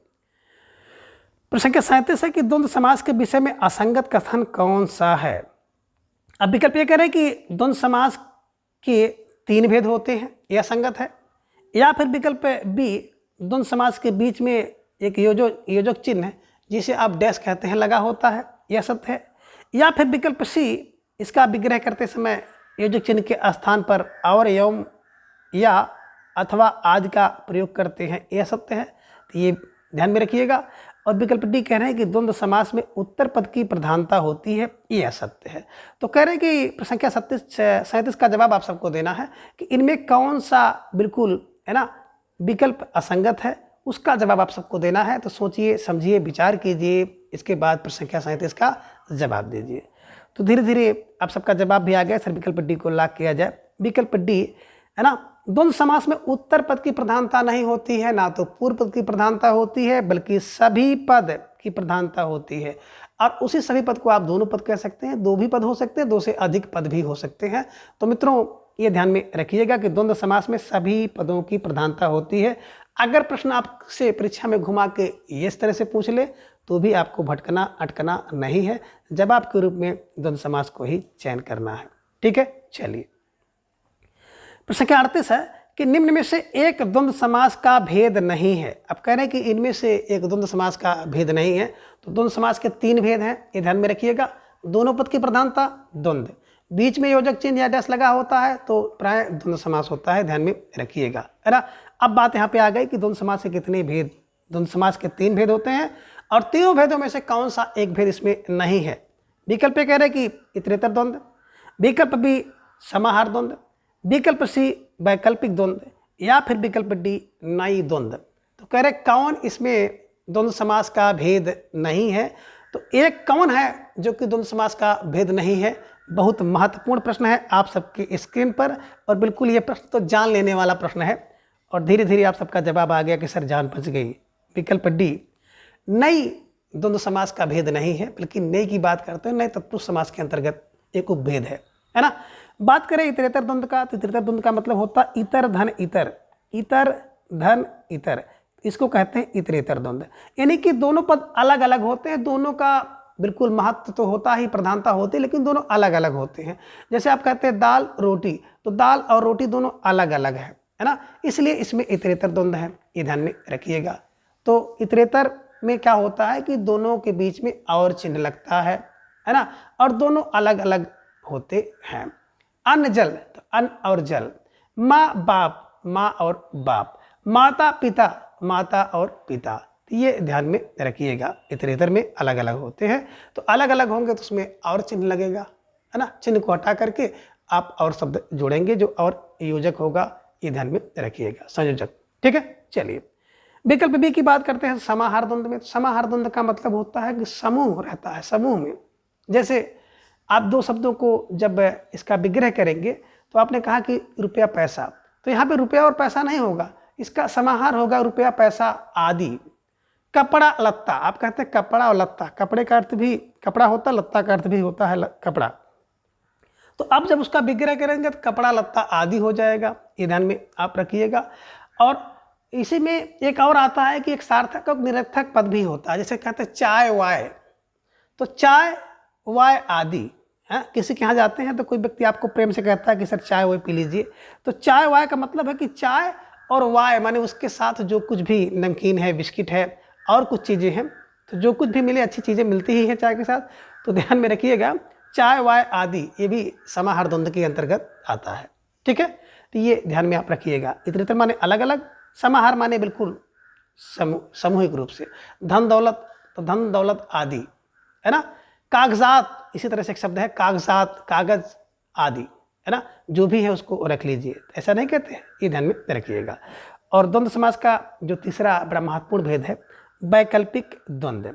बात करें वैकल्पिक द्वंद्व का मतलब होता है विकल्प से, यानी कि जितने भी आप देखेंगे 2 शब्द हैं और दोनों शब्द एक दूसरे के विपरीत हो।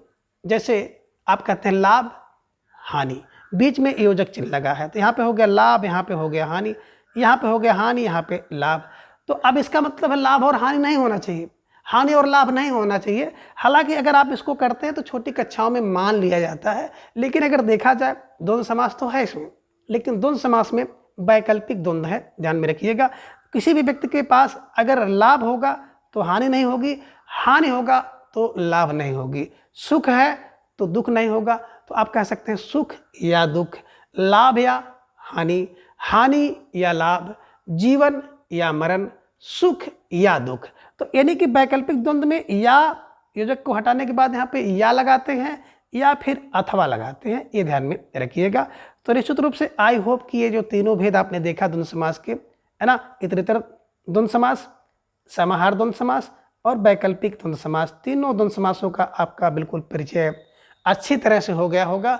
आपने इसकी परिक्रमा कर ली होगी, नोटबुक में दर्ज कर लीजिए। और चलिए हम लोग अगले प्रश्न पर चलते हैं। अगला प्रश्न है, प्रश्न संख्या 39 है कि निम्न में से किस विकल्प में सभी द्वंद्व समास नहीं है। जवाब दीजिए। विकल्प कह रहे कि अन्न जल, दाल भात और हरिहर में द्वंद्व समास नहीं है, या फिर विकल्प बी आगा पीछा, कपड़ा लत्ता, कामकाज में द्वंद्व समास नहीं है, या फिर विकल्प सी हानि लाभ, पाप पुण्य, दुख सुख में द्वंद्व समास नहीं है, या फिर विकल्प डी त्रिदेव पंचानन और तिराहा में द्वंद्व समास नहीं है। तो प्रश्न संख्या 39 का जवाब आप सबको देना है। एक बेहतरीन प्रश्न है आप सबकी स्क्रीन पर कि द्वंद्व समास का उदाहरण किस विकल्प में नहीं है। सोचिए, समझिए, विचार कीजिए और फिर इसका जवाब दीजिए। तो धीरे धीरे आप सबका जवाब भी आ गया। अक्सर विकल्प डी को लॉक किया जाए, और जिन भाई बहनों का जवाब विकल्प डी था निश्चित रूप से सही जवाब है। अच्छी तैयारी और बहुत मजबूत स्थिति, है ना। अब देखिए, बात करें त्रिदेव की, तो त्रिदेव बिल्कुल संख्यावाची द्विगु समास के अंतर्गत, पंचानन भी, तिराहा भी। तो ये देखेंगे तो ये बहुब्री समास और द्विगु दोनों में आएंगे, और तिराहा जो है द्विगु समास में आएगा। तो फिलहाल ये जो प्रश्न आपका था द्वंद्व समास के अंतर्गत नहीं है ना। बात करें द्वंद्व समास में, तो अन्न और जल, दाल और भात, हरि और हर, तो ये तो इतरेतर द्वंद्व का उदाहरण है, बिल्कुल इतरेतर। आगा पीछा आदि, कहते हैं ना किसी काम को करने से पहले आगा पीछा सोच लीजिए। तो आगा पीछा आज सोच लो भैया, है ना। ये ध्यान में रखिएगा कि करना है कि नहीं करना है, करना है तो कैसे वहाँ पहुँचोगे, कैसे वहाँ पहुँचोगे, तो वहाँ सर्वाइव कैसे करोगे, ढेर सारी चीज़ें ध्यान में रखिएगा, ठीक है। कपड़ा लत्ता की बात करते हैं, तो कपड़ा लत्ता आदि जो वस्तुओं का समाहार हो गया। काम काज आदि, ये ध्यान में रखिएगा, है ना। तो इसमें आप देखेंगे कि समाहार द्वंद्व है। विकल्प सी की बात करें तो हानि या लाभ होगा, या तो हानि होगी या तो लाभ होगा। पाप या पुण्य होगा, पाप अथवा पुण्य कर सकते हो।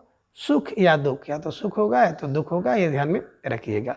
एक साथ दोनों का अनुभव नहीं होता है। तो फिलहाल बिल्कुल आप सबका जो जवाब था ना, बड़ा लाजवाब था कि विकल्प डी इज राइट आंसर। प्रश्न संख्या 40 है कि एक दो में कौन सा समास है। अब विकल्प ए कह रहे कि द्विगु समास है, विकल्प बी द्वंद्व समास है, विकल्प सी अव्ययी भाव, या फिर विकल्प डी बहुब्रीहि समास। तो प्रश्न संख्या 40 का जवाब आप सबको देना है। एक बेहतरीन प्रश्न है आप सबकी स्क्रीन पर, और बिल्कुल सुंदर सा जवाब आप सबका भी छप गया कि सर विकल्प बी को लॉक किया जाए। विकल्प बी द्वंद्व समास इज राइट आंसर, है ना। तो जिन भाई बहनों का विकल्प बी था निश्चित रूप से आप सबका सही जवाब है। यहाँ पे देखिए, अब आपके दिमाग में आएगा कि सर ये तो द्विगु का भी हो सकता है, तो नहीं। यहाँ पे देखें, एक भी संख्या है और दो भी संख्या है ना। और द्विगु समास में पूर्व पद संख्या होना चाहिए और उत्तर वाला पद बिल्कुल कोई संज्ञा आदि होना चाहिए, ठीक है। तो ये ध्यान में रखिएगा, पूर्व पद संख्या और उसके बाद संज्ञा आदि कुछ होना चाहिए। और यहाँ पे देखेंगे कि दोनों संख्या है। अब दोनों संख्या है, दोनों संख्याएं आपस में द्वंद्व करेंगी। अब दोनों संख्याएं आपस में द्वंद्व करेंगी मतलब दोनों प्रधान है, दोनों मुख्य है ना। एक दो, अब एक दो कहते भैया एक दो दे दो, तो एक दो का मतलब होगा एक दे दो या फिर दो दे दो, है ना। तो एक या दो। अब यहाँ पे प्रश्न आपका बनेगा एक या दो, वैकल्पिक द्वंद्व है मित्रों, ध्यान में रखिएगा, है ना। कहते हो एक दो दे दो, एक दो दे दो, तो एक दो का मतलब एक या दो, वैकल्पिक द्वंद्व है, ध्यान में रखिएगा। और बिल्कुल प्रश्न संख्या 40 के विकल्प बी को हमेशा के लिए छाप लीजिए और अपने मस्तिष्क में भी इसको बैठा लीजिए मित्रों। किसी परीक्षा में अगर आपका इसका सामना हो गया तो निश्चित रूप से आप इसको दौड़ा दौड़ा के मारने वाले हो। चलिए, प्रश्न संख्या 41 है कि निम्न में से किसमें द्वंद्व समास है। अब द्वंद्व समास किसमें है। विकल्प कह रहे कि 24 में, विकल्प बी 19 में, विकल्प सी द्विनाली में, या फिर विकल्प डी पंचवटी में। तो प्रश्न संख्या 41 का जवाब आप सबको देना है। बेहतरीन प्रश्न आप सबके स्क्रीन पर, जवाब के रूप में 4 विकल्प आप सबके सामने, और आप सबका जवाब धीरे धीरे आ गया कि सर द्वंद्व समास की बात अगर हम लोग करेंगे ना तो बिल्कुल कह रहे किसमें द्वंद्व समास है। बिल्कुल जवाब दीजिए। अभी जवाब नहीं आया, हाँ अब जवाब आया, बहुत सुंदर जवाब आ गया कि सर विकल्प ए को लॉक किया जाए, 24 इज राइट आंसर। 20 और 4, 4 और 20 ध्यान में रखिएगा, बराबर हो गया 24। तो निश्चित रूप से जिन भाई बहनों का जवाब विकल्प ये था सही जवाब। इसमें क्या हो गया, बिल्कुल द्वंद्व समास। 19 की बात करते हैं तो 19, 29, 39, 49, 59 अपवाद कह सकते हो, इसमें है अव्ययी भाव समास, ठीक है ना।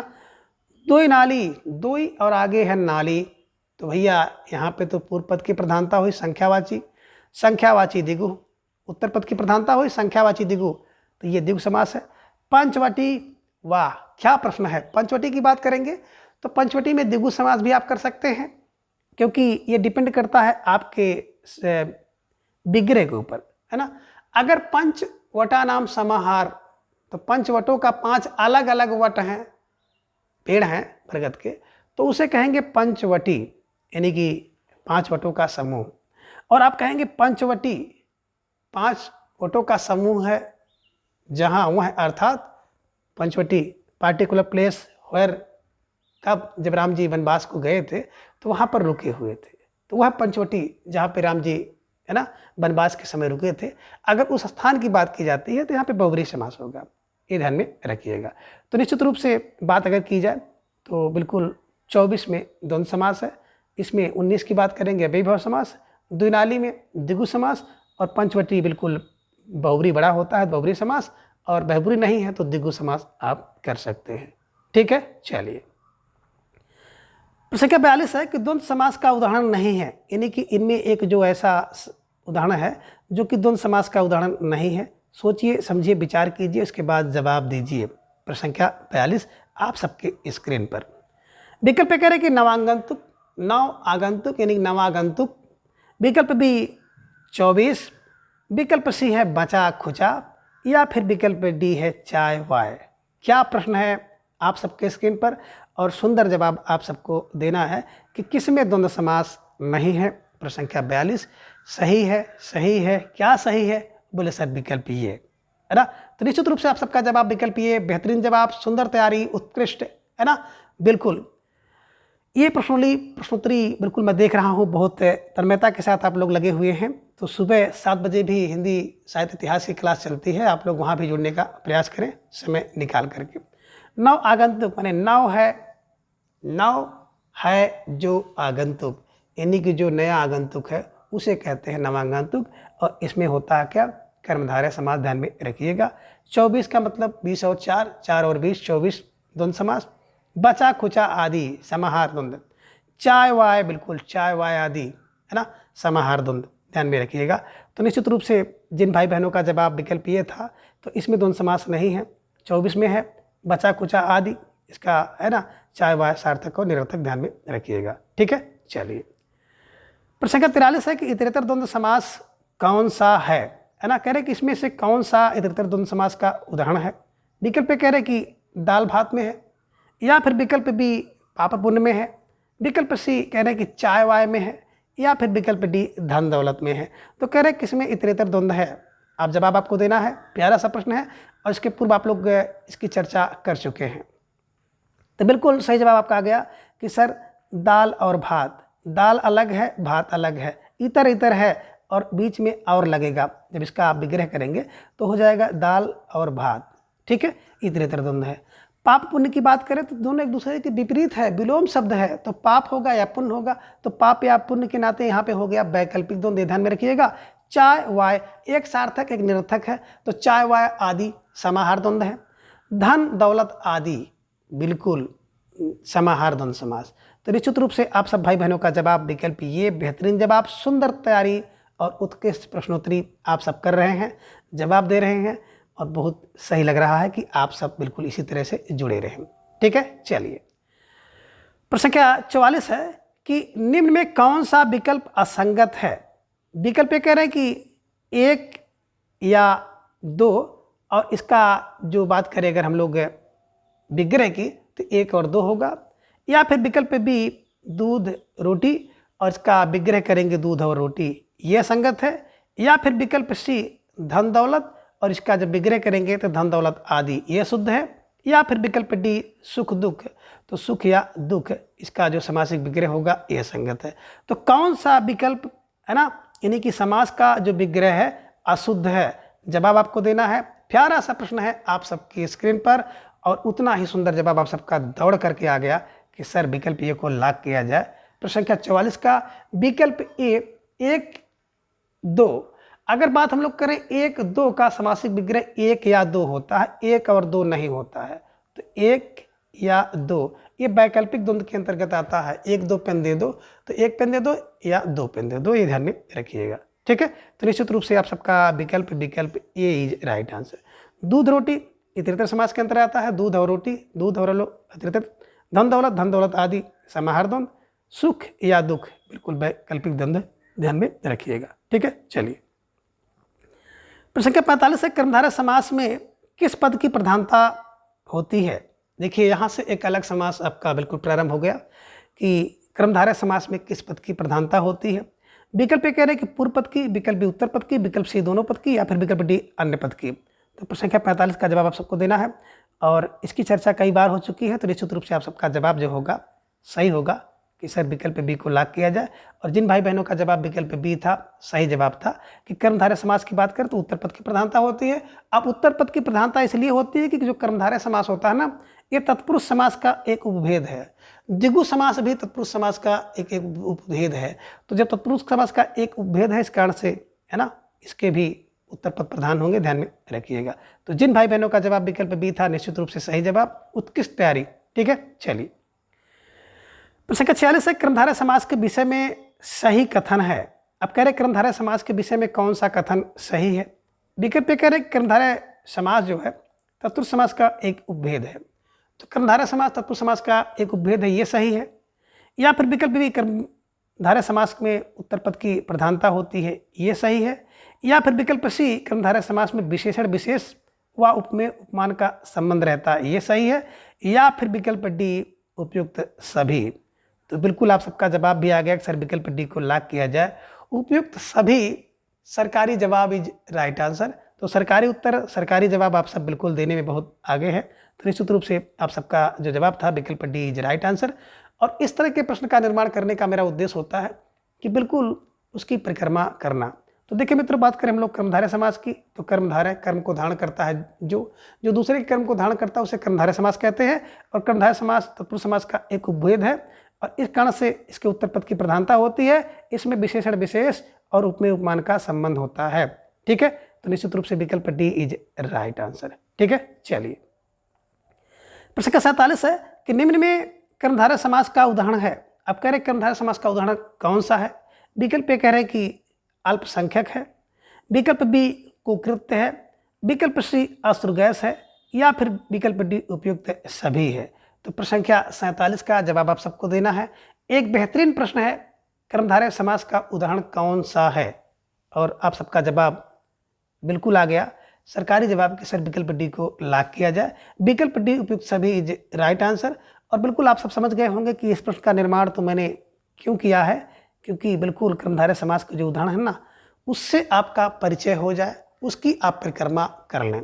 देखिए मित्रों, बात करें विकल्प ये में देख रहे हैं अल्पसंख्यक। तो अल्पसंख्यक का मतलब हो गया अल्प हैं जो संख्या में, अल्प हैं जो संख्या में, अल्प माने कम हो गया, है जो संख्या में। तो ये देखेंगे आप यहाँ पे सबसे पहले आपको मिलता है विशेषण और बाद में आपको मिल गया विशेष। तो इस तरह से जो कर्मधारय समास का पहला भेद आप देखेंगे विशेषण और विशेष पर आधारित होता है। ठीक है, दूसरा है कुकृति, कुकृत्य। तो कुकृत का मतलब होगा कुत्सित है जो कृत्य, कुत्सित है जो कृत्य। अब इसकी अगर बात हम लोग करेंगे तो सबसे पहले आपने देखा कि कुछ ऐसे भी उपसर्ग होते हैं जो कर्मधारय समास के अंतर्गत आते हैं। तो ये उपसर्ग वाले हैं, जैसे कुकृत्य है। इसी तरह से आप देखेंगे अतिवृष्टि है, अति है जो वृष्टि है ना, अनुकरणी अनु है ना जो करणी, ये ध्यान में रखिएगा। खुशबू है, खुश है जो बू। तो कहने का आशा है कि जो दूसरा आप देखेंगे ये बिल्कुल उपसर्ग पर आधारित कर्मधारय समास। ठीक है, तीसरा देख रहे हैं अश्रुगैस। अब अश्रुगैस की बात करें तो बिल्कुल संज्ञा और संज्ञा है। तो दोनों पद देखें, यहाँ पे संज्ञा है लेकिन फिर भी विशेषण का काम कर रहे हैं, और जब विशेषण विशेषण का काम करेंगे तो निश्चित रूप से इसमें क्या होगा, कर्मधारय समास होगा। यानी कि अश्रुगैस की बात करें, अश्रु को लाती है जो गैस, दोनों संज्ञा है। आम्र वृष्टि, आम्र है जो वृष्टि है ना। कर्ण फूल, तो कर्ण की बात करते हैं ना, कर्ण के लिए है जो फूल। गुड़ घानी, गुड़ से बनी है जो घानी। तो आपने क्या देखा, बिल्कुल यहाँ पे संज्ञा संज्ञा से विशेषण बन रहा है। तो इस कारण से आप ध्यान में रखिएगा कि बिल्कुल विकल्प डी इज राइट आंसर। ठीक है, चलिए प्रश्न संख्या 48 है कि कर्मधारय समास का उदाहरण है। देखिए दूसरा प्रश्न, कर्मधारय समास का उदाहरण कैसे आप इसको पहचानेंगे। विकल्प कह रहे हैं कि खट मिठा, विकल्प बी ऋषिराज, विकल्प सी कमल नयन, या फिर विकल्प डी उपयुक्त सभी। तो बिल्कुल प्रश्न संख्या 48 का जवाब आप सबको देना है। एक बेहतरीन प्रश्न है आप सबके स्क्रीन पर, और धीरे धीरे आप सबका जवाब भी आ गया कि सर विकल्प डी उपयुक्त है सभी, यानी कि सरकारी उत्तर इज राइट आंसर। ठीक है ना। बात करें विकल्प एक खट मिठा की, तो खट मिठा माने खट्टा है जो मीठा है, यानी कि विशेषण विशेष के अलावा आपने देखा कि विशेष है ना, विशेषण विशेष, और यहाँ पर क्या आपने देखा कि बिल्कुल खट्टा विशेषण और विशेष विशेष विशेषण वहाँ पे था, यहाँ पे विशेषण और विशेष है, ये ध्यान में रखिएगा। ठीक है। ऋषिराज की बात करते हैं तो ऋषियों में श्रेष्ठ राजा, यहाँ पे विशेष और विशेषण होगा, ये ध्यान में रखिएगा। पहले विशेष है फिर उसका विशेषण है, यहाँ पे विशेषण है फिर विशेष है ना। तो विशेषण और विशेष, और यहाँ पे विशेष और विशेषण, इस तरह से ऋषिराज, ध्यान में रखिएगा, है ना। ये ऋषियों में राजा, ये ध्यान में रखिएगा। विकल्प सी आप देख रहे हैं कमल नयन, तो कमल नयन का मतलब उपमेय उपमान का संबंध होता है, ये ध्यान में रखिएगा। ठीक है। तो कमल नयन, इसी तरह से कर कमल भी होता है, तो कमल कर रूपी कमल, है ना। तो जो आप देखेंगे ना कि अलंकार पर आधारित होंगे, है ना। अलंकार में 2 उपमेय भी होगा और आपका रूपक अलंकार होता है, ध्यान में रखिएगा। तो निश्चित रूप से आप सब प्रश्न संख्या 48 का विकल्प डी सही कर पाए होंगे। ठीक है। चलिए प्रश्न संख्या 49, एक सुंदर सा प्रश्न आप सबके स्क्रीन पर है कि कुसुम कोमल का सही समास विग्रह है। कुसुम कोमल का सही समास विग्रह क्या होगा, तो आप पहले जान लीजिए कर्मधारय समास है और इसका सही विग्रह क्या होगा। विकल्प ए कह रहे कि कुसुम रूपी कोमल, विकल्प बी है फूल सा कोमल, विकल्प सी है सुमन के समान कोमल, या फिर विकल्प डी है कुसुम के समान कोमल। तो प्रश्न संख्या 49 का जवाब आप सबको देना है। बेहतरीन प्रश्न आप सबके स्क्रीन पर है, और धीरे धीरे आप सबका जवाब भी आ गया कि सर प्रश्न संख्या 49 के विकल्प डी को लॉक किया जाए। विकल्प डी कुसुम के समान कोमल, कुसुम के समान कोमल की बात की जाएगी। देखिए कुसुम के स्थान पर फूल और कुसुम के स्थान पर सुमय आप नहीं कर सकते हैं, ये ध्यान में रखिएगा। रूपक अलंकार नहीं है बल्कि उपमान का संबंध है। तो निश्चित रूप से आप सबका जो जवाब था विकल्प डी कुसुम के समान कोमल इज राइट आंसर। स्टार लगाइए, छाप लीजिए। ठीक है। चलिए आगे प्रश्न संख्या 50 है कि अशुद्ध समास विग्रह कौन सा है।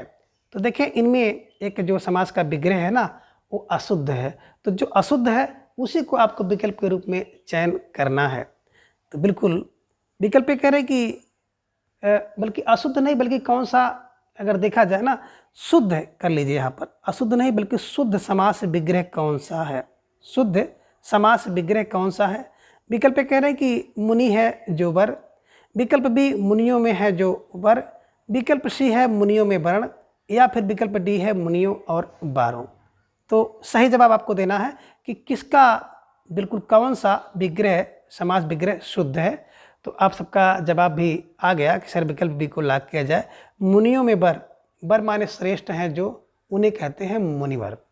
तो निश्चित रूप से आप सब भाई बहनों का जवाब विकल्प बी बहुत सही जवाब था, और आप सबकी तैयारी बहुत ही बेहतरीन है। प्रश्न संख्या 51 कि पदम पाणि का कर्मधारय समास में शुद्ध विग्रह होगा, है ना।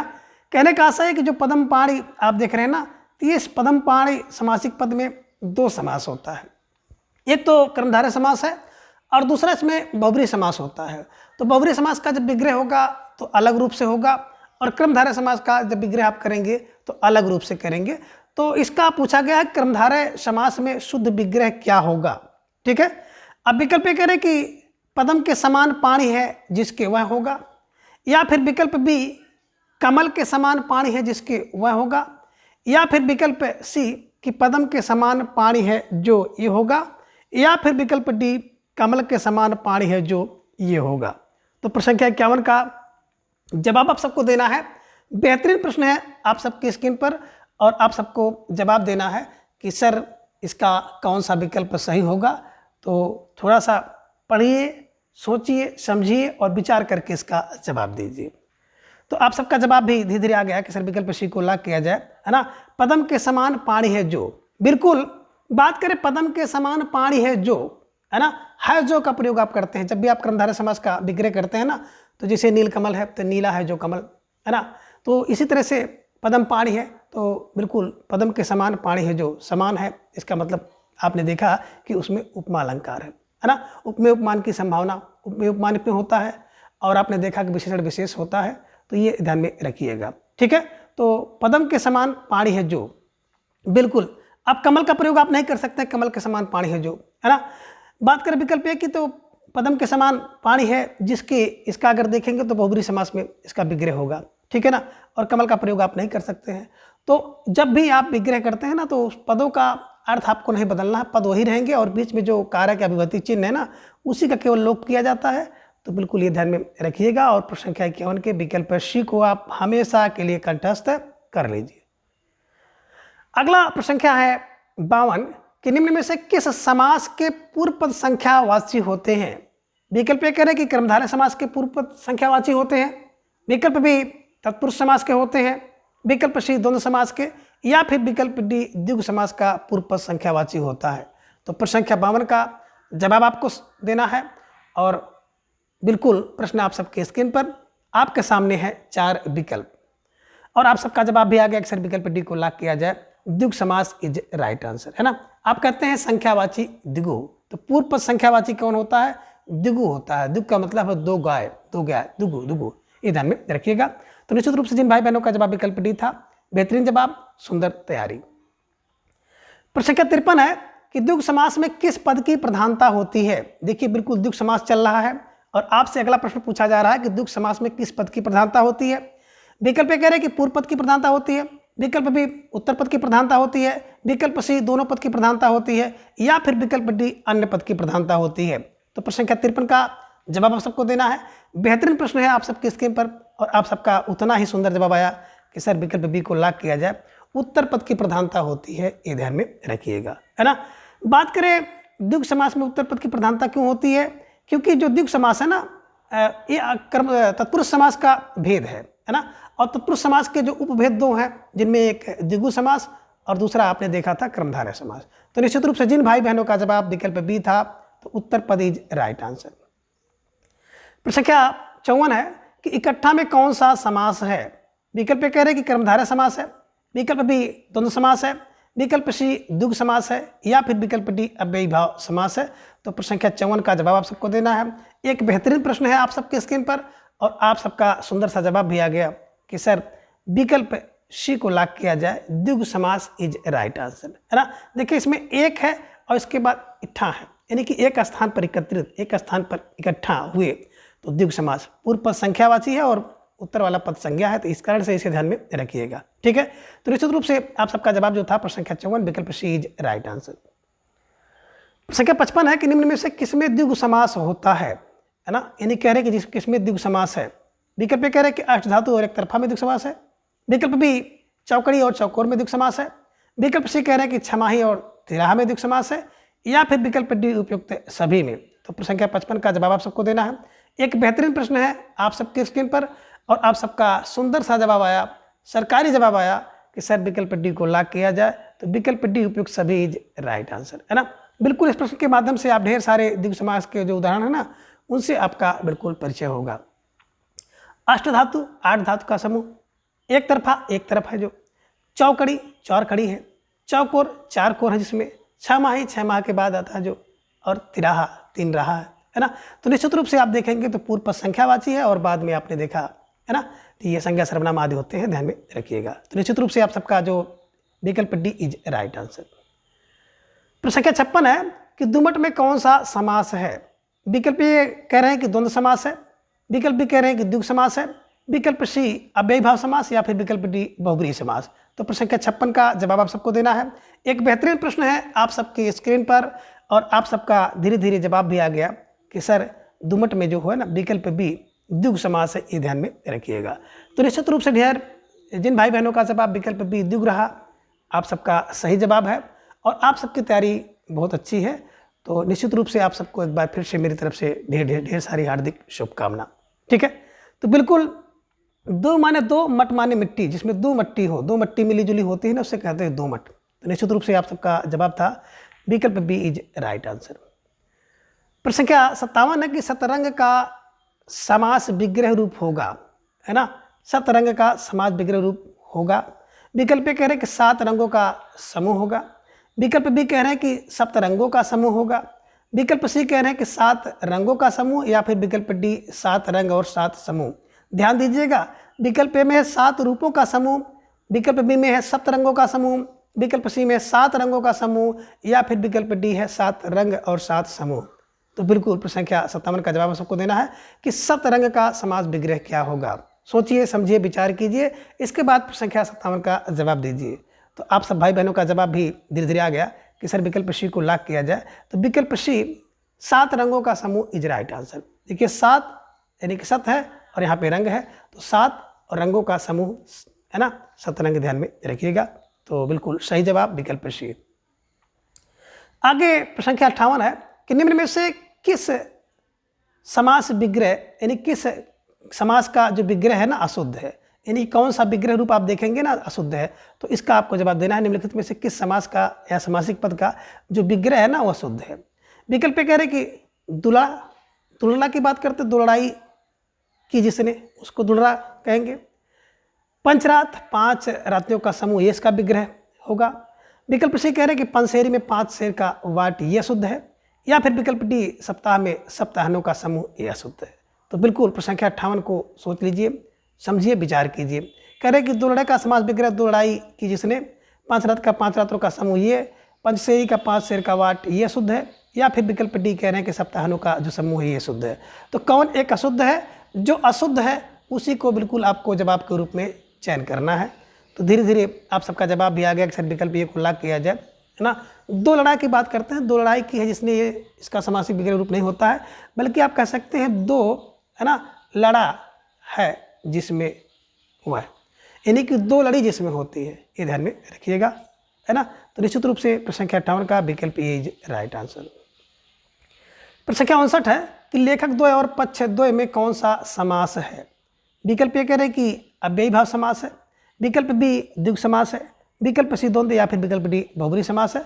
तो प्रश्न संख्या 59 का जवाब आप सबको देना है। एक बेहतरीन प्रश्न है, आप सबके लिए थोड़ा सा हटकर है, और आप सबका जवाब भी आ गया कि सर विकल्प बी को लॉक किया जाए, द्विगु समास इज राइट आंसर, है ना।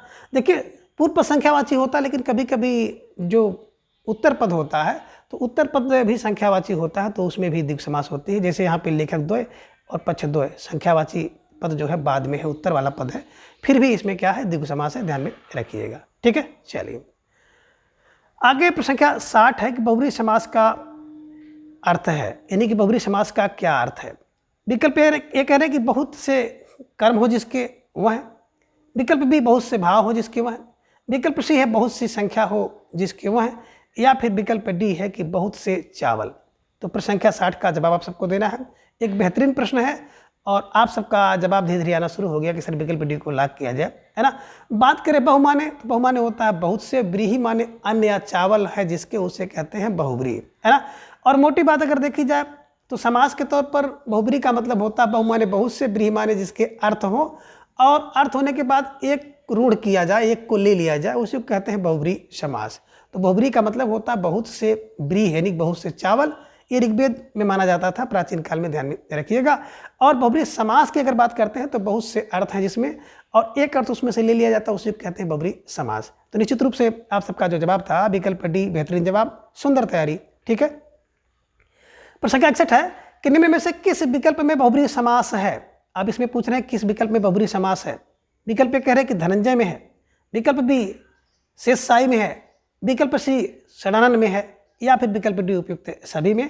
तो प्रश्न संख्या 61 का जवाब आप सबको देना है।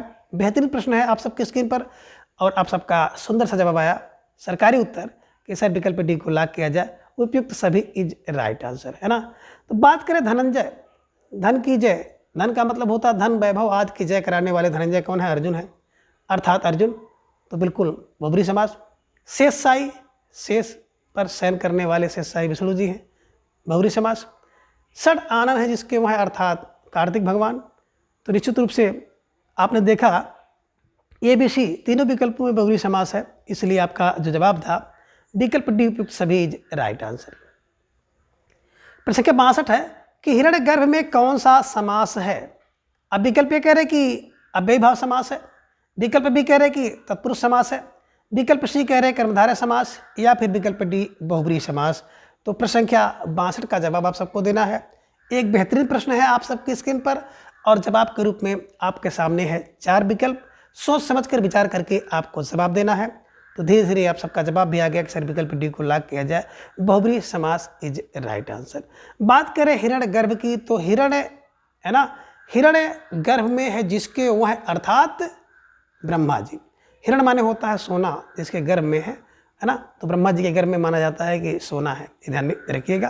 तो निश्चित रूप से जिन भाई बहनों का जवाब विकल्प डी था, अच्छा जवाब, सुंदर तैयारी, और आप सबको ढेर सारी बधाई। प्रश्न संख्या 63 है कि निम्न में से किस विकल्प में बहुब्रीहि समास नहीं है ना। एक विकल्प में बहुब्रीहि समास नहीं है, उसी को आपको जवाब के रूप में चयन करना है। विकल्प ए कह रहे कि कूप मंडूक में बहुब्रीहि समास नहीं है, विकल्प बी है चक्षु सर्वा में नहीं है, विकल्प सी अनंग में नहीं है, या फिर विकल्प डी देहलता में नहीं है। तो प्रश्न संख्या 63 का जवाब आप सबको देना है। प्यारा सा प्रश्न है आप सबकी स्क्रीन पर, और आप सबका सुंदर सा जवाब आ गया कि सर विकल्प डी को लॉक किया जाए, है ना। देह रूपी लता, अब देखिए देह रूपी लता है तो बिल्कुल इसमें कहीं ना कहीं उपमेय उपमान की बात आ गई, और उपमेय उपमान की बात आ जाए, विशेषण विशेष की बात आ जाए, तो निश्चित रूप से जो समास होता है ना वो बहुब्रीहि कर्मधारय समास होता है, ध्यान में रखिएगा, है ना। तो बिल्कुल प्रश्न संख्या 63 का विकल्प डी देहलता जो है ये इसमें बहुब्रीहि समास नहीं है, कर्मधारय समास है, ठीक है। बात करें विकल्प में, तो कूप है मंडूक, यानी कि कूप का मंडूक है जो, तो कूप माने होता है कि सीमित ज्ञान है जिसके वह, अर्थात कूप मंडूक, मूर्ख, ध्यान में रखिएगा, अल्पज्ञानी को कूप मंडूक कहते हैं, है ना। सीमित है ज्ञान जिसके, यानी कूप के समान सीमित है ज्ञान जिसके, उसे कहते हैं कूप मंडूक। कूप का मंडूक है जो, अर्थात जिसके पास सीमित ज्ञान है, अर्थात सीमित ज्ञान माने, इधर में रखिएगा, बहुब्रीहि समास हो जाएगा। चक्षु सर्वा, चक्षु से श्रवण करता है जो वह, अर्थात सर्प, है ना। तो सर्प जो है उसके पास कान नहीं होता है, अपने नेत्र से ही श्रवण करता है, ध्यान में रखिएगा। और अनंग, आ माने नहीं, अंग है जिसके वह, अर्थात कामदेव, है ना। तो बिल्कुल कामदेव के पास अंग नहीं होता है। और आप लोगों ने एक कथा सुनी होगी कि इनको एक बार शिव जी नाराज हो गए थे, तो शिव जी नाराज होने के बाद इनको अपने तीसरे नेत्र से भस्म कर दिए थे। जब इनको भस्म कर दिए तो इनकी जो कामदेव की पत्नी थी, इनका नाम रति है, तो रति आती हैं और बहुत अन्न विनय करती हैं। तो अन्न विनय के बाद उन्होंने क्या, शिव जी ने कहा कि भाई ठीक है, हम आपके पति को जिंदा तो कर देंगे, लेकिन बिना अंग के रहेंगे, अनंग रहेंगे। तो यही अनंग है, अन्न माने नहीं, अंग है जिसके वह, अर्थात कौन, कामदेव, ठीक है। तो निश्चित रूप से आपने देखा प्रश्न संख्या 63 के ए बी सी तीनों में बहुब्रीहि समास है, इसलिए विकल्प डी की बात करें तो इसमें कर्मधारय समास है। आपका जवाब विकल्प डी सही है, ठीक है। चलिए प्रश्न संख्या 64 है कि दशरथ नंदन में कौन सा समास है।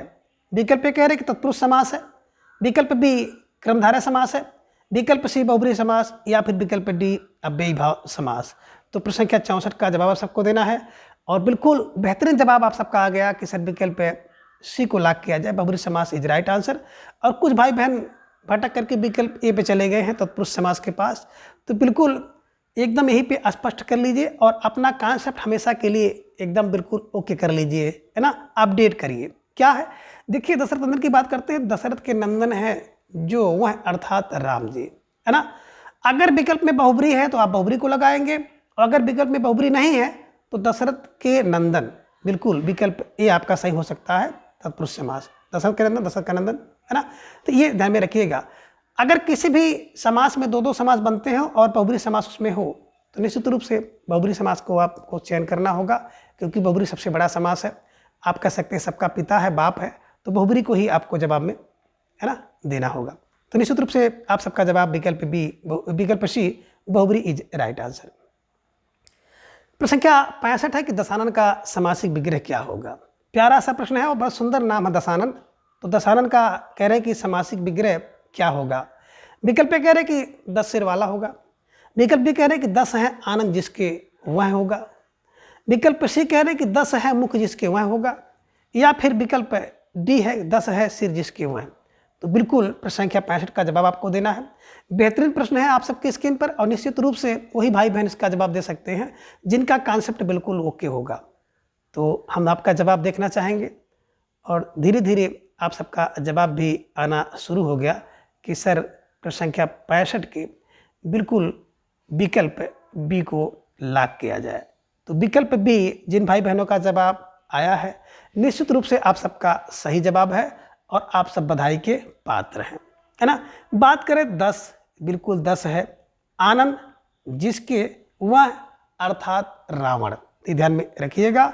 निश्चित रूप से आप सबका विकल्प बी हमेशा के लिए आप दिमाग में बैठा लीजिएगा, है ना। 10 10 है ना, बिल्कुल 10 10 आपने लगाया, लेकिन आनंद के स्थान पे कहीं सिर है, कहीं मुख है, कहीं सिर है, ये ध्यान में रखिएगा।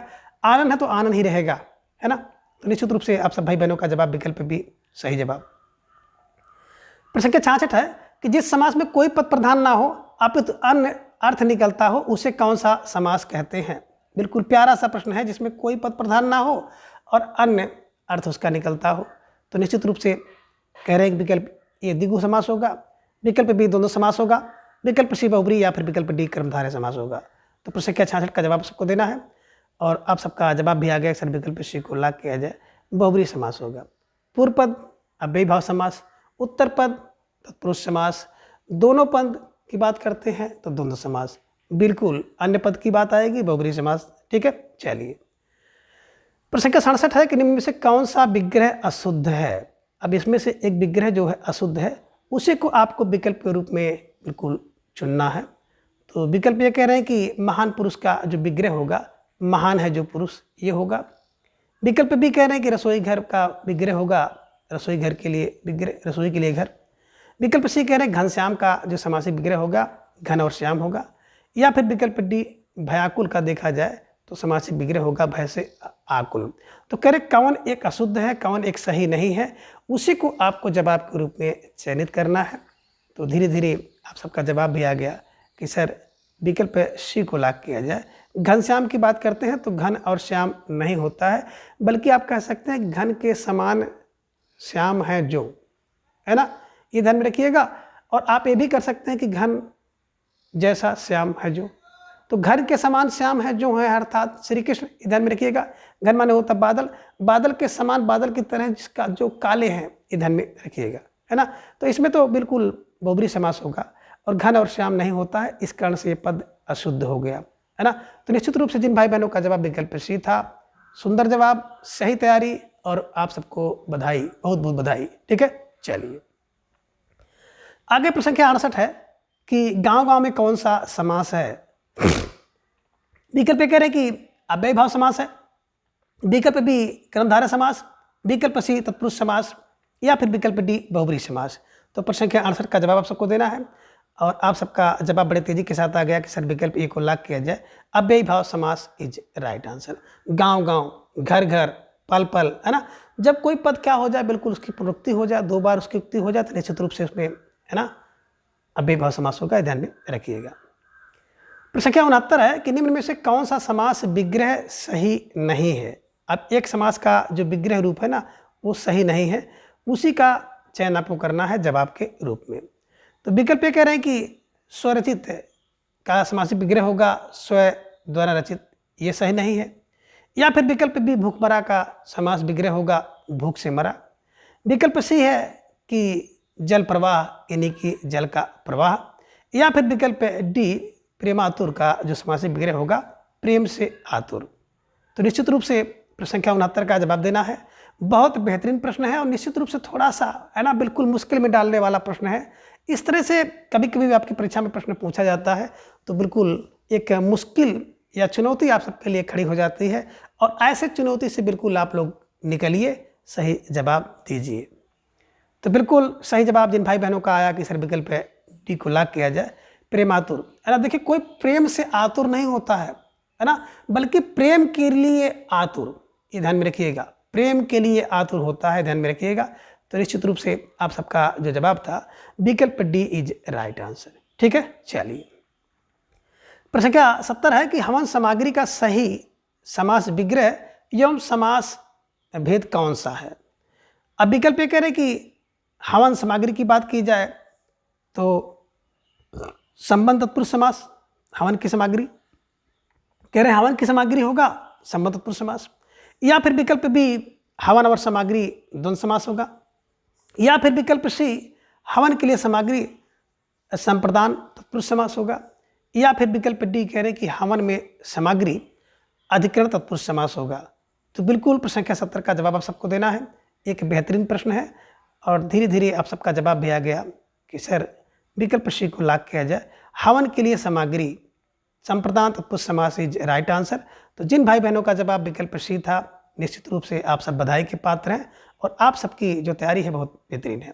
ठीक है, चलिए आगे प्रश्न संख्या 71 है कि निम्न में समास का सही विग्रह कौन सा है ना। समास का सही विग्रह विकल्प ए कह रहे हैं कि हवन की सामग्री हवन सामग्री होगी, ये सही है। विकल्प बी कह रहे हैं कि धृत से पका हुआ धृत पका, ये सही है। विकल्प सी कह रहे हैं कि सभा का पंडित सभा पंडित, ये सही है। या फिर विकल्प डी आहर आहन और निशा अहरनिश होता है, ये सही है। तो कह रहे हैं कि इनमें से कौन एक समासिक विग्रह सही है, उसको आपको बिल्कुल चयनित करना है। तो धीरे धीरे आप सबका जवाब आ गया कि विकल्प डी को सही किया जाए। तो विकल्प डी यही शुद्ध समास विग्रह है। बाकी हवन की सामग्री नहीं होती, हवन के लिए सामग्री होती है। धृत से पका नहीं होता, धृत में पका हुआ होता है। सभा का पंडित नहीं बल्कि सभा में पंडित होता है, ध्यान में रखिएगा।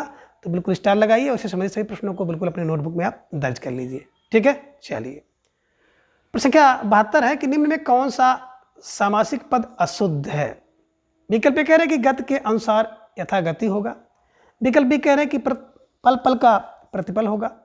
विकल्प सी कह रहे हैं कि 3 लोकों का समाहार त्रिलोक होगा। या फिर विकल्प डी लंबा है उधर जिसका वह दामोदर होगा। तो कौन एक अशुद्ध है। अब जो अशुद्ध है उसी को आपको विकल्प रूप में चयनित करना है, जवाब देना है। और आप सबका जवाब भी धीरे धीरे आगे अक्सर विकल्प डी को लॉक किया जाए। लंबा है उधर जिसका वह दामोदर नहीं होता बल्कि लंबोदर होता है ना। तो लंबा है उधर वह है ना, लंबा है उधर जिसका वह अर्थात लंबोदर। और लंबोदर किसको कहते हैं, गणेश जी को। ठीक है, ये ध्यान में रखिएगा। तो निश्चित रूप से प्रश्न संख्या 72 का विकल्प डी इज राइट आंसर। प्रश्न संख्या 73 है कि निम्न में कौन एक सुमेलित नहीं है। विकल्प कह रहे कि इकट्ठा और इसका जो समास होगा, समासिक पद होगा, बिल्कुल समास इसमें होगा। इकट्ठा में जो समास है द्विगु समास, ये सुमेलित नहीं है। या फिर विकल्प बी 24 का द्वंद्व समास होगा, ये सुमेलित नहीं है। विकल्प सी कह रहे 19 का अव्ययी भाव समास होगा, ये सही नहीं है। या फिर विकल्प डी त्रिनेत्र का क्रमधारय समास होगा, ये सही नहीं है। तो बिल्कुल प्रश्न संख्या 73 का जवाब आप सबको देना है। सुंदर सा प्रश्न है आप सबके स्क्रीन पर और बिल्कुल धीरे धीरे आप सबका जवाब भी आ गया। अक्सर विकल्प डी को लॉक किया जाए। त्रिनेत्र की बात करते हैं ना, तो त्रि माने पूर्व पद संख्यावाची हो गया है ना। और पूर्व पद संख्यावाची हो जाए तो इसमें द्विगु समास होता है, ध्यान में रखिएगा। ठीक है, तो निश्चित रूप से आप सब भाई बहनों का जवाब विकल्प डी सही रहा और आप सब बधाई के पात्र हैं। प्रश्न संख्या 74 है कि असंगत विकल्प का चयन कीजिए। असंगत विकल्प का चयन करना है, कौन सही नहीं है। अब विकल्प ए में है कि नरबली और नरबली का समास विग्रह होगा नर की बलि। विकल्प बी है पशु बलि और इसका समासिक विग्रह होगा पशु के लिए बलि। विकल्प सी है देव बलि और समासिक विग्रह होगा कि देव के लिए बलि। या फिर विकल्प डी भूत बलि और इसका समासिक विग्रह होगा भूत के लिए बलि। तो कह रहे कौन एक असंगत है, कौन एक सही नहीं है, उसको बिल्कुल जवाब के रूप में आपको चयनित करना है, चयन करना है। और आप सबका जवाब धीरे धीरे आ गया कि सर विकल्प बी को लॉक किया जाए, है ना। पशु बलि की बात करें तो यहाँ पे होता पशु की बलि। पशु की बलि, पशु माने पशु जानवर, की बलि, बलि माने होता है भेंट, है ना। देखे होंगे नवरात्रि का समय में या अन्य कोई समय होता है तो पशुओं की बलि दी जाती है ना। जिनमें बकरी आपने देखा होगा, बकरी की बल है, सुअर की बल है, इस तरह से बलि दी जाती है, ध्यान में रखिएगा। तो निश्चित रूप से पशु के लिए बलि नहीं होता बल्कि पशु की बलि होता है। तो ये आपका असंगत था, ध्यान में रखिएगा। नर की बलि बिल्कुल सही है कि नर की बलि होती है, नर बलि प्रथा पहले चलती थी, तो पशु बलि भी चलता था, ध्यान में रखिएगा। देव बलि की बात करते हैं तो देव की बलि नहीं बल्कि देव के लिए बलि, देव के लिए बलि माने भेंट दी जाती है, तो इसलिए देव बलि होगा। और भूत बलि, तो भूत के लिए भी बलि माने भेंट दिया जाता है, तो भूत बलि होता है, ये ध्यान में रखिएगा। तो निश्चित रूप से जिन भाई बहनों का जवाब विकल्प बी था सही जवाब, सुंदर तैयारी और उत्कृष्ट आप कह सकते हैं कि जवाब। आगे प्रश्न संख्या 75 है कि निम्न में से कौन सा समास एवं विग्रह असंगत है। बिल्कुल विकल्प ये कह रहे कि लंबोदर और इसका जो समास विग्रह होगा कि लंबा है उधर जिसका वह अर्थात गणेश जी, और बहुब्रीहि समास होगा, ये बिल्कुल असंगत है। या फिर विकल्प बी दामोदर, दम है उदर में जिसके वह अर्थात श्री कृष्ण, कर्मधारय समास होगा, ये सही है, ये असंगत है। विकल्प से कह रहे हैं कि विक्रोदर, विक्र है उदर जिसका वह अर्थात भीमसेन, इसमें बहुब्रीहि समास है, ये असंगत है। या फिर विकल्प डी काकोदर, काक है उदर में जिसके वह अर्थात छली या कपटी व्यक्ति, यह सही है। तो बिल्कुल कह रहे कौन एक असंगत है, सोचिए समझिए विचार कीजिए, इसके बाद प्रश्न संख्या 75 का जवाब दीजिए। तो धीरे धीरे आप सबका जवाब भी आ गया कि सर विकल्प बी को लॉक किया जाए, है ना। दामोदर की बात करें तो यहाँ पे दम नहीं बल्कि दाम, दाम माने होता है रस्सी, है ना। तो रस्सी है जिसके उदर में, उसे कहते हैं दामोदर, है ना। और आपने एक प्रसंग भी देखा होगा कि श्री कृष्ण जी माता यशोदा के यहाँ जब रहते थे तो माता यशोदा एक बार इनको बांध दी थी रस्सी से। तो रस्सी जब बांधने के लिए आए तो रस्सी जब बांधना शुरू की तो रस्सी छोटी हो रही थी, रस्सी बढ़ती जा रही थी, सॉरी रस्सी बड़ी होती जा रही थी। तो माता जी को लगा कि दाम माने रस्सी ही है इसके पेट में, है ना। तो पेट में रस्सी है क्या, इस कारण से दाम है उदर में जिसके वह अर्थात दामोदर। तो ध्यान में रखिएगा, तो दाम का मतलब रस्सी से है ना। दाम है उदर में जिसके वह अर्थात दामोदर। बात करें लंबोदर का तो लंबा है उदर जिसका वह अर्थात गणेश जी। बिक को उदर, ब्रिक माने भारी है उदर जिसका वह अर्थात कौन, भीमसेन। इतना बड़ा पेट है कि पेट भरता ही नहीं है। भीम जी को आप जानते होंगे कि जब सबका एक वो लगा था ना कि अपने अपने दिन में लोग भोजन लेके जाएंगे राक्षस के लिए, तो भीम जी को आप जान रहे हैं कि जब इनका नंबर आया था तो लेकर जब गए थे रास्ते में रुक करके वही अपना खाना शुरू कर दिए थे। तो भीम जी का जो पेट था ना बड़ा वृक्क था, है ना। तो वृक्क माने बड़ा है पेट जिसका, वह उसे कहेंगे भीमसेन। और काक माने कौवा, एक अर्थ होता है। और यहाँ पे काक की बात अगर की जाए तो छल कपट है जिसके उदर में, पेट में, उसे कहते हैं काकोदर, है ना। देखे होंगे तमाम प्रकार के व्यक्ति हमारे आपके पास रहते हैं, हमारे साथ ही उठना बैठना सब कुछ होता है, लेकिन अपने पेट में अपने अंदर कुछ ना कुछ छल कपट आदि रखे रहते हैं, तो उन्हें काकोदर कहा जाता है, ध्यान में रखिएगा। और जितने भी दामोदर, लंबोदर, विकोदर और काकोदर, ये सब में अगर देखा जाएगा तो बहुब्रीहि समास होता है, ध्यान में रखिएगा। तो निश्चित रूप से आप सबका जो तैयारी है बहुत अच्छी है और आप सबकी तैयारी इसी तरह से चलती रहनी चाहिए। तो मित्रों आज की इस वीडियो में बस इतना। अगले वीडियो में फिर हम किसी एक नए टॉपिक के साथ उपस्थित होंगे। तब तक के लिए हम आप सबसे विदा लेना चाहेंगे और प्रत्येक दिन सुबह 7 बजे आप लोग हिंदी साहित्य इतिहास के प्रश्नोत्तरी के लिए जुड़ें और प्रत्येक दिन शाम को 3:40 पर हिंदी व्याकरण की प्रश्नोत्तरी के लिए जुड़ें। और प्रत्येक रविवार को एक क्लास रहती है टीजीटी पीजीटी हिंदी के पाठ्यक्रम पर आधारित 125 महत्वपूर्ण प्रश्नों के लिए आप हमारे साथ जुड़े और अपनी तैयारी को जांचिए, परखिए और बिल्कुल मजबूत करिए। और अगर आप चैनल पर नए हो तो चैनल को सब्सक्राइब करके आप हमारे साथ जुड़ जाए। तो बस आप सबसे विदा लेंगे। धन्यवाद, नमस्कार, बाय बाय।